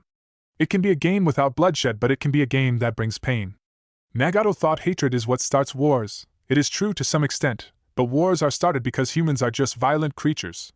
At times, we can be no different than wild animals. You no longer believe in peace? Peace doesn't mean people can't be violent and can't get angry. There are people who hate me now, simply because they are evil people who care about money more than anything, and when I stop them from making profits, they become angry enough to think of seeing me removed from my position to get someone they can influence. Jiren frowned. She had been in that position before, so she knew. Did greedy business people care that this was the land of the Emperor? No, they tried to get rich here. They tried to be greedy even before the Emperor arrived. It was always business, and everything was a transaction that had to have a return at the end of the day. Who are those people? I'm not telling you. I will solve it. You will get killed one day because of this. Haku didn't deny it. He could see it. But he wasn't alone. It made him smile. Well, I have you to watch my back when I do something stupid. Yugao was also around to ensure that nothing bad happened to him. These are not the major issues in any case. The Kage seem to have agreed to another meeting. About how they go about it, I don't know. I won't be involved with it this time around. But the result of it could give me a major job afterwards. Why? If they decide to unite against Madara, I'll be forced to try to make things work to continue with the spirit. And some other nations who haven't spoken to us because they still don't understand our position amongst the Great Five will surely come to us now. And who has to handle it all? Me? Before any leader speaks to the Emperor, they speak to me. I'm the one who can deny or accept a request to see the Emperor. You've got a lot of power. If this was some world, you'd have a lot of enemies who'd want that power. The Uzumaki won't stay quiet about this, especially when this country becomes as rich as it can become. The more the empire grows, the more the Uzumaki become influential and their power grows. Though Yoshino is their leader, he seems to pretty much allow the elders of the clan to do they please. Well, it isn't like they come here and order the emperor to do away with you. They've tried that before, at least not directly. You forget that these are the same people who tried to have Yoshino push Naruto out of the throne. Jiren shook her head. She thought of it with contempt. After everything, they'd still do that to him. He was not going to be their dear, was he? Moving here was to separate the throne from the Uzumaki clan. Yes, and it gives this place a chance to build a political muscle that isn't dominated by the Uzumaki. If the throne had stayed in Yuzu, the whirlpools would have become the capital, and that isn't a field that Naruto fully controls. People can move without his direction in that village. There isn't that shadow looming over him. Haku explained. In any case, that isn't the main reason I called you here. The Emperor's hunt for the Akatsuki members? No, Haku said with a slight shake of his head. He then turned away from the window and walked behind his desk. He sat down before speaking. It is rather the consequences of such actions that I want to talk to you about. And I need to put someone here so that I can work closer to Naruto in his compound. What consequences? We collected bounties and have money. We want to pay off debts, but some people cannot be reached. Are they hiding purposefully? I'd like to think not, but Yugao appears to think so. I want you to try get them to see me here. He opened a drawer on his left side and took out 3 scrolls. He placed the scrolls on the desk. Give each the scroll. And let them know that their presence is mandatory. And please don't do threats. It'd be bad if we build foundations on threats. That will be difficult to do. These people can be very stubborn and I am not known for being diplomatic. Jiren warned. I know that very well, but you still had to be diplomatic when you were running this country. I expect you to fully utilize the patience you learned during that time. The scroll has the required message to get them to appear before me. I will do the rest of the talking on how we go about things. Jiren thought about it for a long minute before nodding. It will be done. Why are we sitting here and not fighting the Akatsuki? Haku stared at Jiren for a long minute. She was capable, and the extra hard training she received while at Yuzu had improved her skills. He was not worried about her facing S-rank shinobi, but that was still not their battle. He was not going to allow something when Naruto has said he would deal with it. They were doing things right now. He was not going to allow people to do as they pleased because they felt the Emperor would understand. Because the Emperor said he will deal with it, he has already delivered the bounties for 3 members and it is only 2 who are left now. Is there any reason for you to worry? Yes. He is the Emperor. There are certain things we should do and leave him to simply relax and think about how to take this empire in the next step forward. Haku raised an eyebrow. I understand what you are saying. But I cannot give you that order. No, I won't give you that order.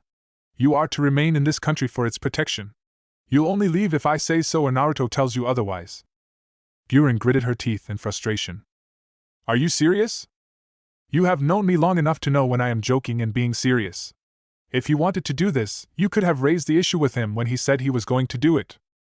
Are you kidding me? On that day? He didn't seem like he was open to any suggestions. I have learned to read the mood. Still not happening, Haku said in a firm tone. You must understand that he has reasons for doing certain things in the manner he does them. Try to understand those reasons and all will be well. I also worry when he goes to battle. There is no guarantee that Madara won't attack him while he is out there. If he is caught unprepared, that is the end. For him at least. It should not mean the end of all things. We must stand up and play our roles. My point here is that, know your role and understand it well. You will not stray. And you won't go out of bounds. This was new. Haku was telling her to behave and keep in line? It sounded like she was being lectured. Haku had lectured her before, but it was about morals and some of her tastes. It had never been about her role within the Empire. "You're settling in well, it seems," Buran commented. "I will do what you have requested and provide a report in the coming days. I'll be waiting for it. And His Majesty mustn't be disturbed from doing his job by these kind of things. If you don't get it, I'll spell it out loud for you, don't tell him. You are making it a habit of keeping things from him, but it becomes pointless since he will eventually find out. The point of keeping it away from him is to keep him from worrying. I will have Yugao prepare a report about this and send it to keep at a later date, simply to keep him informed. There are things we must do ourselves. And we don't always have to run to him." Kanahigakur. Kakashi stood at the side of the memorial stones, standing before the stone of his late sensei. The man he had loved and come to see as a father. Minato had truly cared for him and provided time and effort. Despite his many duties, he'd taken his time. Their team had been nice, and he'd certainly taught them as their sensei. It was always his duties that sometimes made him late. Perhaps Obito had come to resent their sensei for being always late to save his students. In the war, they'd often been left alone because he would be needed elsewhere. But in that moment, sensei had left the responsibility to him. He had been somehow that time. Perhaps had his attitude been different, his teammates would have been still alive. Of course, despite Minato's efforts for him, he had failed Naruto. He hadn't done anything for the blonde but had merely kept watch. The Sandaime hadn't barred him from doing anything. He always had an excuse. A reason for why he could not be there for the blonde. And now, he was no longer in Konoha. No doubt, had things been different, Naruto could have still been in this village, and maybe their relationship would have been better. "I thought I'd find you here," Jiraiya said as he walked toward Kakashi. He stopped by the silver-haired man's right side and stared at the name. He frowned deeply. He had failed Minato. He would have had a truly wonderful future, but that has failed. The bitter thing was that this was the result of his former student. He wondered if his apprentice had come to know about this before he died. Naruto hadn't said much about Obito or how he did it. Everyone else who saw anything that night was dead. The Sandaime hadn't seen anything either. "Do you think Obito came here as Obito?" Kakashi suddenly asked. Jiraiya shook his head. "It is possible that he didn't do that. From what Naruto said, he was playing Madara's role. But we don't know how, only the Emperor has the answers. Which he chooses to keep to himself," Kakashi said. "He only said what was necessary and needed to deal with the current situation. But we would still need to know more details for our peace," Jiraiya said. "The difficult thing is that if he doesn't want to tell us something, he won't say anything." Jiraiya had first-hand experience with that. There were so many times Naruto had not given him answers he wanted. He'd not as much as refused to respond, but it was always something that kept you thinking. "Can't force him," Kakashi said. "But hopefully, when we meet, he will talk. This is of course a private matter and the others don't need to know." Jiraiya nodded in agreement and became silent. After a couple of moments, he spoke in a quiet tone. "Do you still blame yourself?" There was something that maybe had given him comfort, and it was that Obito had not seen him pierce through Rin's chest with his Chidori. But if Obito had turned, it meant that he saw. His friend had loved Rin dearly. Kakashi had known and Rin had cared for him as well. If Obito had turned because he saw, then his sensei had been killed because of him. He'd even thought Obito had died because of him. He had caused the deaths of all those close to him. He was a failure who failed to save all. He couldn't even save Naruto. What could he do about this village? Would he also fail? Did he still have the strength of carrying on knowing that it was his friend and because of his actions that friend turned on Konoha and caused the death of Konoha's greatest Hokage? Why? "Obito died while trying to save me and I was the one who killed Rin. While nothing was intentional, the fact is that they died because of me. And now with the knowledge that Obito survived, I have my fears. While it is difficult to think that Obito would attack the leaf, the fact is that he did. And it is likely that he saw Rin's death. My only promise to him had been that I would protect her, but I failed," Kakashi said in a quiet, sad tone. There were some miserable people, Jiraiya thought bitterly. Perhaps Kakashi took more on his shoulders because of the tragedies that fell on him. But he too has his regrets. Almost everyone had their regrets. But for them, it seemed that these regrets stopped them from seeing another day in peace and guilt-free. "I'm not going to repeat what I have said," Jiraiya said in a stern tone. "The question I will ask of you is whether these burdens will stop you from living or if you think you are not cut out to be Hokage anymore. Nobody will force you to stay." "I know that," Kakashi said after a minute of silence. "I'm not going to quit, but I wonder if I will ever be happy again." There was silence as Jiraiya could not offer a response. "I hear the Emperor is hunting down members of the Akatsuki." Jiraiya nodded. He glanced at Kakashi before responding. Yes. He moved before we could even get their locations. His mobility does make things easy for him, but even I didn't expect him to move this quickly, Kakashi said. And actually just take them down. Perhaps he calculated that it would do well for him to be the one to eliminate them. He isn't trusted, but helping other nations by ridding of such criminals helps improves his image. It was all about getting something out of something with the Emperor. From the way things looked when he spoke to him and the Kage, it appeared that he didn't view the members of the Akatsuki as that much of a problem. It was evident with the way he was moving quickly. Well, unless he'd had this planned all along and was merely waiting for the right time. We can't complain, Kakashi said. He has 3 bijou with him. And they are only going to go after him. He wasn't doing anyone a favor but himself. It is perhaps why he has been doing this silently despite coming to agreement with us that he would cooperate. Jiraiya wasn't complaining either. What they had to deal with now was taking care of Madara. It was going to be an almost impossible task, but they still had to do it. Tsunade was suggesting that it be the Kage who have to face Madara, but with the way Naruto is doing things, he is just forcing a confrontation with Madara. The Toad Sage shook his head at the thought of the current Kage fighting against Madara. I really don't think the current Kage would be enough for Madara. No, it won't be enough. We need more powerful shinobi to actually stand a chance of defeating him. We will hear how the other Kage react to this. We have made an agreement to meet in a secret place, and the Emperor's people will organize this, Kakashi answered. Kabuto had tried not to think too much about why the Emperor had summoned him all of the sudden. He'd been pulled out of his activities of keeping surveillance on Shin. Noroi had been the one to appear before him and hadn't given him the chance to say anything. When he appeared in the throne room, Kabuto realized that this was a new place and was much more intimidating than the throne room in Uzushio-gakure. You certainly knew you stood before the Emperor. Perhaps Yuzu changed moods because it was what you could home and a place where Naruto didn't need to constantly project strength.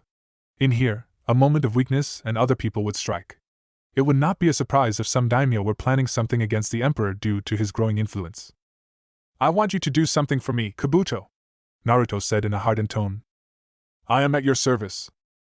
I want you to gather what you can to reanimate Minato Namikaze. The Emperor threw a kunai, tagged with a scroll. You'll embed that on him. You can do that without any deviations, yes? Kabuto nodded. But he didn't respond immediately. He was wondering why Naruto would want to do something like that. Minato was his father. And as far as he was concerned, the Emperor didn't hate his father for making him a sacrifice. He probably reasoned the Yondaime Hokage had been reasonable to do what he did. He wanted to ask, but he shut his lips. He didn't want to seem like he was poking too much. Orochimaru tried that before and it failed. It is perhaps because he used a seal similar to the one the Sandaime Hokage to seal away my former master's hands, Kabuto responded calmly. Naruto stared for a moment before responding. And you didn't try? No, Kabuto said with a shake of his head. It isn't that I didn't want to do it. I wanted to do it when I was still running from you. But I figured it would be pointless to try something like that since all the masks in the Uzumaki temple were removed. It was not surprising that Kabuto knew about that. Orochimaru had known a little too much about this world. But the masks were the properties of the Uzumaki, and they kept them locked away. He had them kept away and learned to use all of them. It was only natural for him to learn as an elder of the clan. I will handle that part. His soul is indeed trapped in the belly of the death god. So are the souls of the other Hokage. I am not saying you should summon all the Kage. I am saying the Yondaime Hokage and no one else, Naruto said in a hardened tone. We are clear, yes? Of course, your majesty. Good. You will get a sacrifice. I'm sure there are many worthless people moving around this world. No innocent person must be sacrificed. Naruto paused for a moment before speaking again. But admittedly, even an innocent person could be used as this is important than anything else. In any case, it would soothe Minato's soul a little if he knew that what was used was a worthless bandit who rapes and murders innocent women and children. I didn't think you'd be that kind, Kabuto said. Naruto blinked. Kindness? Had he just said that because of kindness? Ridiculous. Naoki will assist you in moving around to gather what you need. When I return from meeting the Kage, you must be done. It would not be a problem if he was going to have that mobility enabled to him by Naoki. Still, he would have someone watching over him. Then again, what did he have to worry about? Naoki was known for being mischievous. It was one of the reasons he was kicked out of the Emperor's Guard. Karin hadn't complained much, but aside from hearing intel from him, she didn't entertain much from him. He still seemed to respect her in a way that did not mirror his respect for the Emperor. Kabuto was never going to allow his curiosity to get the best of him. It was best to let some things be. What of Shin? I'm less worried about him for the moment. His attack on Sasuke and your information has led me to believe that he isn't one we have to worry about, at least not now. But anything can happen. It would not be out of the picture to think that he could move in the battle with Madara to try to get a jump on us. The Emperor responded. We will be ready in any case. Focus on your task. Kabuto nodded. Do you mind if I ask? I have always been curious about something. You developed the jutsu that the Uzumaki use for teleportation. To make it simple, you created portals all around the shinobi world. Thus, anyone you show how can dive into the portals to be able to move freely. But I want to know if you can or cannot use the jutsu your father became famous for using. Naruto stared for a long minute before responding. What do you gain by getting an answer? My curiosity is merely satisfied, Kabuto said. I have no desire to satisfy your curiosity, the Emperor said sternly. Any more questions? Unknown location. They may well have been brought here to be butchered, and maybe the Emperor was working with Madara. It had truly taken much for Kurotsuchi to actually even agree to allow that man from the Empire to take her to a place she didn't know. The fact that she was being teleported to the location made her trust issues flare up. She had been basically walked into the place with blindfolds. The location had not been disclosed to none of the Kage because they didn't want to get ambushed by Madara while holding their meeting. There appeared to be much that needed to be discussed. She had felt a little relieved when she arrived at meeting place and saw the other Kage already seated and chatting among themselves. She still could not tell where she was and had no sense of what was outside the dark chamber. The room was round in shape, with a round table with 6 chairs around it. At least she hadn't been led to a death chamber. This was indeed a meeting place. Kurotsuchi settled down beside the Mizukage, who was the only person she could look at without getting angry. She then frowned when she realized that the Emperor was on her right. He was just sitting there, with a look that clearly said he was somewhere far away from this room. Her body felt some tension with just being closer to the bastard. It should have been just Kage here, but because he was the Emperor and held most of the answers, he had to be here. They could not leave him out of any talks around the greater picture of the elemental nations. She stole a look at him for much longer than she would have liked, and was caught staring. She didn't look away. The Emperor's sharp eyes just narrowed ever so slightly before he closed them, and seemingly returned to his thoughts. This made her feel a bit angry that he was dismissing her existence so simply. As if she could sense that Kurotsuchi was going to start something, Mei greeted the woman with a smile. It is good that you decided to join us, Sachikage Dano, the Mizukage said with a smile on her lips. The fact that I had to leave my security to this man aside, my participation in such meetings has been mandatory due to unresolved issues, Kurotsuchi said bitterly. It didn't please her the least that she was forced to attend all meetings to avoid taking a step back in any agreements she has formed with Suna and Konoha. But there was nothing she could really do about it. I understand that the first part must have been challenging, but I had put my life at stake if something had happened to you. We had agreed with the other Kage that this was the best convenient way to do things given our lack of time to make preparations. The Emperor was willing to offer his assistance, Mei said. Kurotsuchi knew that the meeting had not been the idea of the Empire but that of both Suna and Konoha. The Emperor was merely someone who was invited to it because of his knowledge of the issue that they had to deal with. She has had much to lose anyway by not coming here. If she hadn't come here and her bijou were recovered, those who would recover them would choose to keep them. She could not have that. With everyone here, Gaara started in a serious tone. We should start with the discussions and return to our homes to make preparations. We don't know what is happening in our villages now. The village most likely to fall under attack is the Cloud. It still has the 8 tails, Kakashi said in thought before adding. Uzushio could also be attacked. You do have 3 bijou under your care, yes, your majesty? Naruto eyed Kakashi for a moment before responding. Indeed, Hokage-sama. At this very moment, my home could face another assault, and given the power of the opponent this time around, I am not sure that we would survive this one. I'll agree with the Kazekage that we ought to move with things quickly so we can all be freed to look after our homes. The problem here is a former Konoha shinobi and a founder of the village. What does the Leaf have to say about that? We have had Leaf shinobi running loose and the Leaf has been unable to do anything about it, Kurotsuchi said. She held back from saying that she was blaming Konoha for the attack on her Jinchuriki. Kakashi had expected someone to bring up something like that up. The Leaf has always had powerful shinobi running rampant after leaving the village. Kurotsuchi was right to say that they have been unable to do anything. Perhaps saying unable wasn't the right term. They could have done something on both Itachi and Orochimaru's case, but they simply refused to put the resources to deal with those shinobi because of their power. And the failure to even go after Orochimaru resulted in the Sannin attacking the leaf with intentions to destroy it. It is indeed true that we have had some of our shinobi causing problems within the shinobi world, but we cannot be held responsible for what former shinobi do. Kurotsuchi blinked. Is that all you can say? What do you expect me to say? Kakashi asked, staring back at the Yondai Metsuchikage. Konoha isn't the only village with a missing nin that causes problems. Our shinobi perhaps cause the biggest problems because they are stronger. We still cannot take credit for their actions nevertheless. Naruto glanced at Kurotsuchi for a moment before shaking his head. Did this woman even think before she opened her mouth?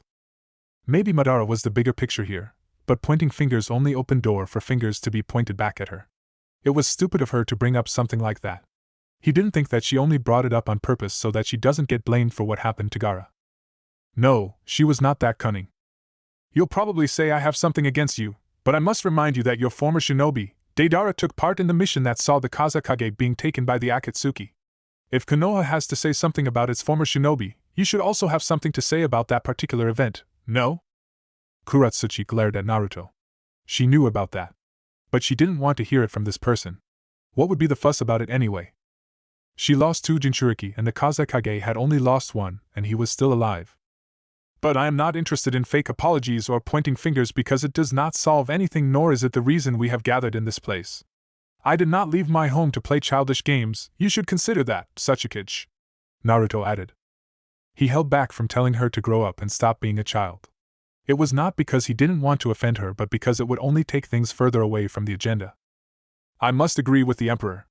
We came to talk about Madara, his plan and how we stop it from occurring.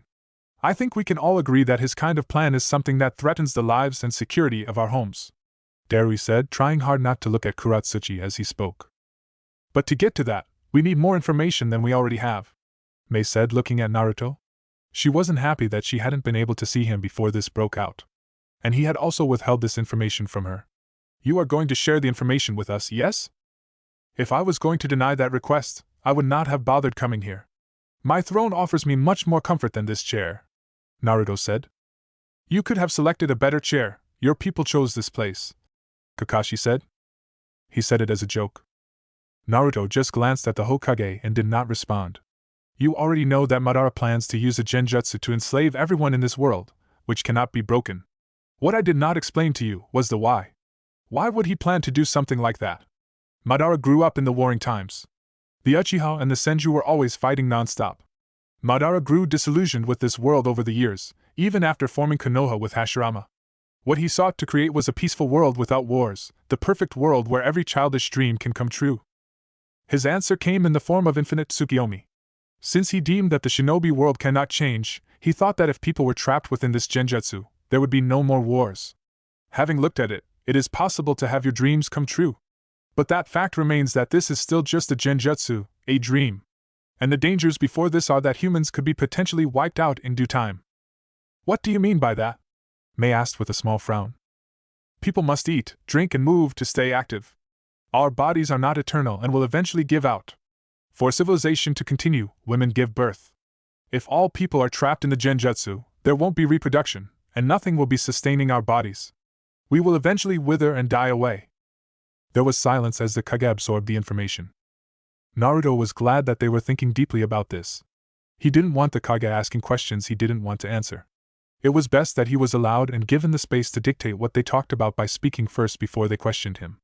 Now they could focus on what he had just said and the way forward rather than asking him questions. Before that happens, we also know that if all bijou are gathered by someone who can control all of them, we could also face a disastrous situation. Gaara was the first to speak. Kakashi nodded in agreement. From what the Emperor said before, for this to happen, Madara must revive the Jubi. And for that to happen, all bijou must be gathered. They are currently in that stage of gathering the bijou and have already gathered some of them. Uzushio has been effective against bijou, would the Empire not be able to handle them? Darui asked. With their chakra chains, they could make the threat non-existent. Naruto wondered if he should say, but saying this made sure that they kept the situation in the serious light that it deserved. Against bijou, yes, we can render their power useless. But not against the Jubi. I'm afraid there would nothing we could do against it. This reaffirms that this is indeed a serious matter, Gaara said. But I still have a question around the Jubi. You say that it must be revived. This means that it existed before. Naruto nodded. History was not available to all, but it was all right. Certain things didn't need to be known by all people. Besides, what happened during the days of the Sage of Six Paths was something that happened long ago. Kabuto had called the sage a god. Perhaps he was right about that. Naruto could not even begin to imagine the kind of power that the founder wielded. Before there were 9 Bija that we know today, there was the Jubi. I don't know the details around it. But I know that the Jubi existed long before even the Sage of Six Paths but was released during his time. It nearly destroyed this world before the sage sealed it within himself, and thus became the first Jinchuriki. The thing that you saw, Kazekage, that was used to seal Shikaku, that is the husk of the Jubi. The Sage of Six Paths used an ability called Creation of All Things to separate the Jubi into 9 separate beings, the Bija. It is safe to say he was the Bija's father, and sent them through different locations to be different from the Jubi. Madara intends to revive that monster into this world. You know awfully a lot about the history, Kakashi commented, a bit dryly. Naruto shrugged. If you concern yourself with finding out how things started, you will try. It is only those who are connected with Biju that can understand that Biju are intelligent beings, not the mindless beasts of chakra you all seem to think, the Emperor said. He spoke again before anyone could comment on what he just said. The bigger question now is, what are you planning to do about this? Just how strong is Madara? I think I'm strong enough to beat all of you even if you come to me all at once. And I'm certain that I alone cannot win the battle against him. Kurotsuchi couldn't hold back a bitter laugh after the Emperor spoke. That is rather something for you to admit that someone is stronger than you and you cannot win. I've never been afraid of the truth, the Emperor said. There is no time to be arrogant and bask in pride. If we handle this incorrectly, it becomes the end of all of us. I did not fight to build my empire to see it crumble within seconds. Are you saying there is a chance if we all combine to fight him? A chance? Yes, there is. No, they would probably not make any difference. The Kage in this room did not have that power. Naruto was certain that they wouldn't do well in a battle with Madara. For him to disable all of them, it wouldn't take too long. The generation of the Sandaime was the one that had powerful Kage, and the Yondaimes was also strong, if you count Minato, and Yagura. But this generation of Jonin-level shinobi were simply children for the Uchiha. I don't think you are being honest, Mei said to Naruto. What does it change? The Emperor asked. Just because I say there isn't a chance doesn't mean you are simply going to fold, are you? The fact is that we will need to fight. Fights aren't simply won by pure strength only. If we can work together, we can do something. But of course, we don't know if we will even have that chance. The Kage can fight, even if it means risking our lives, Gaara said. He wasn't going to take anyone else from his village to the battle, if there was a need. Konoha will provide the Sannin to fight. I won't take part in the battle. Sasuke Uchiha will also fight in that battle, Kakashi said. But this is simply dependent on whether we can make Madara face us all. Can you make it happen? Gaara asked Naruto. Yes, Naruto said. Konoha is pulling out all stops to make this happen. It is necessary, Kakashi said with a slight shake of his head. Sasuke has the same eyes as Madara. He can be a valuable asset in the battle. Jiraiya-sama will also offer much-needed assault. If anything happens and anyone gets wounded, Tsunade-sama will be offering medical assistance.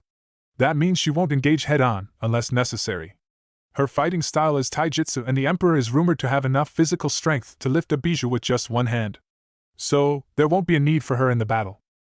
I can testify to that, Kurotsuchi said. She was bitter about it though. It seems that our survival will weigh heavily on your contributions. She felt sick just saying those words, but what else could she say? They needed his power to stay alive in this dangerous situation. And if he died in the battle, that would be a bonus. But of course, she knew, that would only make him a hero.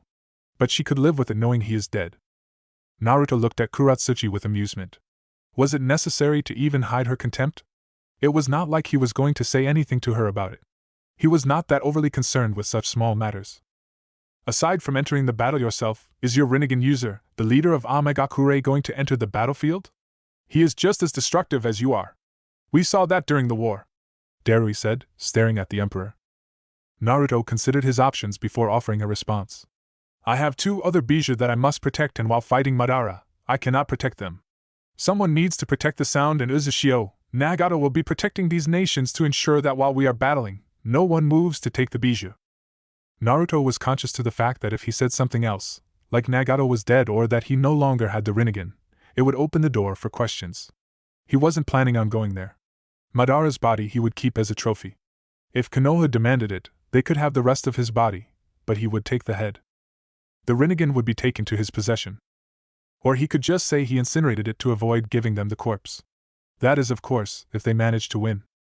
Kakashi wanted to ask if Jiraiya had been fed false information about the death of Nagato, but he didn't say anything, assuming the Emperor had his reasons and he didn't want to expose anything before other Kage.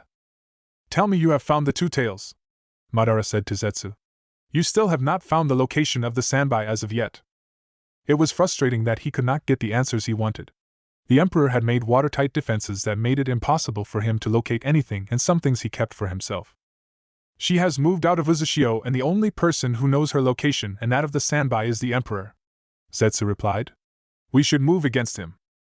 The fact that he defeated the others without struggle means he will probably excite me in battle. But he stands in the way of 3 bijou. And if he is gone, the elemental nations won't have the spine to do anything," Madara said. "That would be disappointing. But the current generation of Kage are disappointing." Everything else went smoothly after that. No one was blaming the other for anything. Naruto entertained them, but he knew he was likely just going to use them as tests to see Madara's strength. If the likes of Kurotsuchi were hoping he'd kick the bucket in the battle, they would be disappointed because Naruto had no intentions of dying. Hell, he'd even tactically retreat to fight another day if plans were not coming along. But if someone like Kurotsuchi was dying, he would not bother to save her. Of course, this still depended on whether they would even get a chance to stand before the infamous Uchiha. "Where is this place actually?" Dari asked, as they all rose, ready to leave. He was only realizing it now that there was no actual door at this place. "Sky Country," Naruto simply said. "You will return home in the same way you came. After then, I am no longer responsible for what happens to any of you." After saying that, he walked to Mei and then whispered in her right ear, "I'll see you tomorrow. There is a situation I must handle at home after this. It might keep me. As long as you show up. You do have answers to give," Mei said. She then smiled slyly. "But if you finish early, even if it is in the middle of the night, you can come, my window will be open." Naruto smiled. "As long as you don't have anything covering you at that time, I won't mind coming in through the window, and since I am twisted, I might not even wake you up. I'd boil you if I caught you atop of me while sleeping," Mei threatened with a pleasant smile. "You'll be feeling too good to even think that, Naruto said. "You'll only be thinking, spank me?" Mei laughed. She quickly gathered herself when she saw the other eyes staring at them. She'd quickly forgotten that the other Kage were still around. Their relationship was not a secret anyway. She had discussed it with them before. No, she'd informed them. Kakashi cleared his throat. "Can I speak to you privately, Your Majesty?" Naruto stepped away from Mei and turned to Kakashi. He knew what the Jonin wanted to talk about. It was going to be a bothersome task, but he needed an excuse to get into the hidden leaf. He nodded and created 4 clones. They took away the Kage, leaving him with just Kakashi. He didn't want to speak here, and so he grabbed Kakashi by his shoulder, and they disappeared in a flash. Kakashi felt a breeze wash over him. He blinked and looked at the familiar setting of the streets of the Hidden Leaf, from the Hokage monument. It was still just 5 faces. His face had yet to be crafted as his succession had yet to be made official, but everything else was done. "Obito did attack this village years ago, but my father did not know it was him. By then, Obito had abandoned his name and was operating under the name of Madara. He didn't die when you thought he did. He survived but would have died if not for Madara. Did he see you kill Rin? Yes, but he never blamed you for it. Perhaps he still saw you as his friend, that's why he never came to retrieve his Sharingan. Had he done so, maybe we would not have succeeded in killing him," Naruto stated. "That is all I am willing to say to you. Just answer me this, was he still Obito?" Naruto stared at Kakashi's pleading face. He smiled. "You want me to give you closure, but when this village tormented me, you just stood aside. You were my father's favorite, but not once did you appear before me to help me. Not when shop owners kicked me out of their shops, not when I was overcharged." Kakashi could not offer a response. "When you can face me with an answer, I will also offer you the truth about Obito." The Emperor then stepped away from Kakashi before jumping down. He vanished into thin air before he could hit the ground. Sound capital. Minato looked at the unfamiliar surroundings with his blue eyes. He knew he had been revived using the forbidden jutsu developed by the Night Aim. And someone was controlling his movements. This was a throne room. He hadn't been here before. It made him worried that someone could revive him like this. If they got his soul from where it was sealed, it meant that they knew about the Uzumaki techniques. What could be the reason for anyone to revive him? He hoped it had nothing to do with attacking Konoha. He would bleed out if he had to attack the hidden leaf. His eyes moved toward the throne. Sharp blue eyes stared back at him. The whisker marks were barely visible, but they were there. The hair was wild, but it was the blonde that colored his hair as well. He was much older. But no doubt, that was his son. That was Naruto. How many years have passed? Minato shook his head and then smiled. Did it matter? He was standing before his son. The son he'd left with a huge burden after the unthinkable had occurred. Hello, Naruto. Minato greeted pleasantly. Father. Naruto nodded. I am usually called the Emperor here, but let us skip those formalities. I'd always wondered how I'd feel if you stood before me. I must say, it is rather strange. I am happy. I feel glad to be able to see you alive and well. I wish the circumstances were different, but nothing I can do about that, Minato said. The fact that he was here meant that Naruto had sacrificed someone. And not to mention those were not the eyes of an innocent person. Those were the eyes of a man who has seen much. A war-hardened shinobi who has killed many people. Emperor? That means you are no longer of Konoha. Minato did not express his emotions over this. Even when Naruto confirmed it. He merely said, I see. Of course you see, you've pretty much worked out the larger picture as to why I am not with Konoha anymore. It is not difficult to make assumptions. I had known that things would be difficult for you when I decided to seal the Kyuubi inside of you. But what I did not plan on was your mother dying. It had already been too late to stop anything when it became obvious she'd die. Naruto waved his right hand dismissively. I know what happened during that night. I don't need you to explain it to me. I looked at things objectively, and I don't think I have misread any fact into the order of things. Then it had truly been difficult for Naruto. But how difficult had it been that he would end up leaving Konoha? Since he was calling himself emperor, it probably meant he hadn't joined in any of the great nations, which of course was a great thing, but still nevertheless something he'd never foreseen. Then this is not a reunion, and you want something. But since you already know what happened that night, and are not looking at me with contempt, I can say that you are looking for the other half of the Kyuubi, Minato said.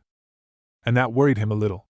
Did it mean that Naruto had an opponent that powerful, or did it mean that he wanted more power because he had become an enemy of the great nations? That is indeed what I want. And no matter my reasons, you are not going to fight me, are you? Naruto smiled. Of course not. But in any case, the situation you feared when you decided to turn me into a Jinchuriki has happened. Not the way you thought, but the masked man's threat has turned out to be much greater. It has led to the revival of Madara, and I need that other half of Kyuubi to fight him. That was bad. Not Madara. The man was ridiculously powerful. No matter how powerful he was, Minato could never do anything to the Uchiha. But at least his fears had been confirmed, and because of the plan he made, Naruto was standing firm. What of the Kage? Assuming that they are still there, and you have not become emperor of the great nations. I must admit, I did consider that, but I realized that such a thing would not last long and would only engulf this world in more bloodshed, Naruto said. Will you do the honors? Minato placed his hand on his belly before asking. Can you first explain things to me? Naruto tilted his head to the side before resting it on the palm of his right hand. He was silent for a couple of moments before responding. I understand what you want me to explain. No, more like give you a background of things, because I don't believe I owe you an explanation of anything. But what purpose would that serve? Perhaps nothing in your view, but I am still your father. I want to know if I have ruined your life or if you have done something in your life that makes me feel proud. If you had resealed the Kyuubi within Mother, she would have become a target of the Akatsuki, and I would not have had the power to defend myself. Mother's seal was never made for her to be able to utilize the Kyuubi's chakra. Either way, you would have likely died that night, so you could have done nothing in the future, not unless Mother sealed the Kyuubi herself. But we cannot deny that being a Jinchuriki ruined my childhood. So, you did screw me over by making me a Jinchuriki. My life was treacherously miserable. But I cannot hate you because I have also made sacrifices for the sake of what I love. He paused for a moment before standing up. He walked toward the silent yellow flash, and then past him. If you want to see what I have done despite being screwed over by the Hidden Leaf's people, follow me. You are angry. Naruto stopped and faced his father with a raised brow. You can tell? Instincts. Minato said. He smiled sadly. Would tell me first how your childhood was like? At least I want to tell your mother the truth when I meet her in the afterlife. She will probably punch me for doing what I did and knowing how you suffered. If you left, it must have been miserable. Demon. QB. Demon brat. I had no friends. Parents told their children to stay away from me. Those I tried to befriend betrayed me. They made fun of me. There were nights I spent crawled up in a corner, thinking of a father and mother who abandoned me. There were sleepless nights, haunted by the glares of the villagers. There were days I asked myself, what did I do? What have I done? Did my parents abandon me as the village has? Did they hate me too? I had no reason to smile. No one. Not one. Nothing made me smile. The streets were filled with people who glared at me with contempt. People who wanted me to leave the village. Yet I didn't know why. I didn't know a damn thing. I just knew demon. QB brat. Maybe a certain part of me did come to start believing I was a demon. Naruto wore a miserable look. Konoha made me suffer. I cannot forget what those people did to me. I've always told people I hate nothing, but I truly do resent Konoha. There are times I think of showing them the monster they called me. For as long as I live, I will remind these people of what they did. Until they crawl, beg for my forgiveness, I will never ally with them. You know, father, the thing that saved me from insanity was knowing that my mother did not abandon me but had died and that she was Kushina Uzumaki. But what always got to me when I came to find out that you were my father was that they hailed you and felt contempt for me. Minato remained rooted to his position. To think that the son he'd been so excited to have, the child he cherished when he was still inside his mother's womb, had been forced to face that. That was a cruel fate, much more than what he had expected. I can understand with the Sandaime, but of Kakashi and Jiraiya-sensei? Minato shook his head. I shouldn't have died in the first place. Jiraiya? Naruto laughed, a truly hollow laugh. He was never around. And Kakashi didn't do anything either. Jiraiya is not my godfather. My life would have been happier had he taken me away from the village to shield me. I did go out with him, to try to see if being a traveler would have been nice, and you know what, father? I really did enjoy it. I learned about the world, people. I met people who were kind, people who were cruel, but it was a little fun. Minato held out his right hand. This body could not feel anything.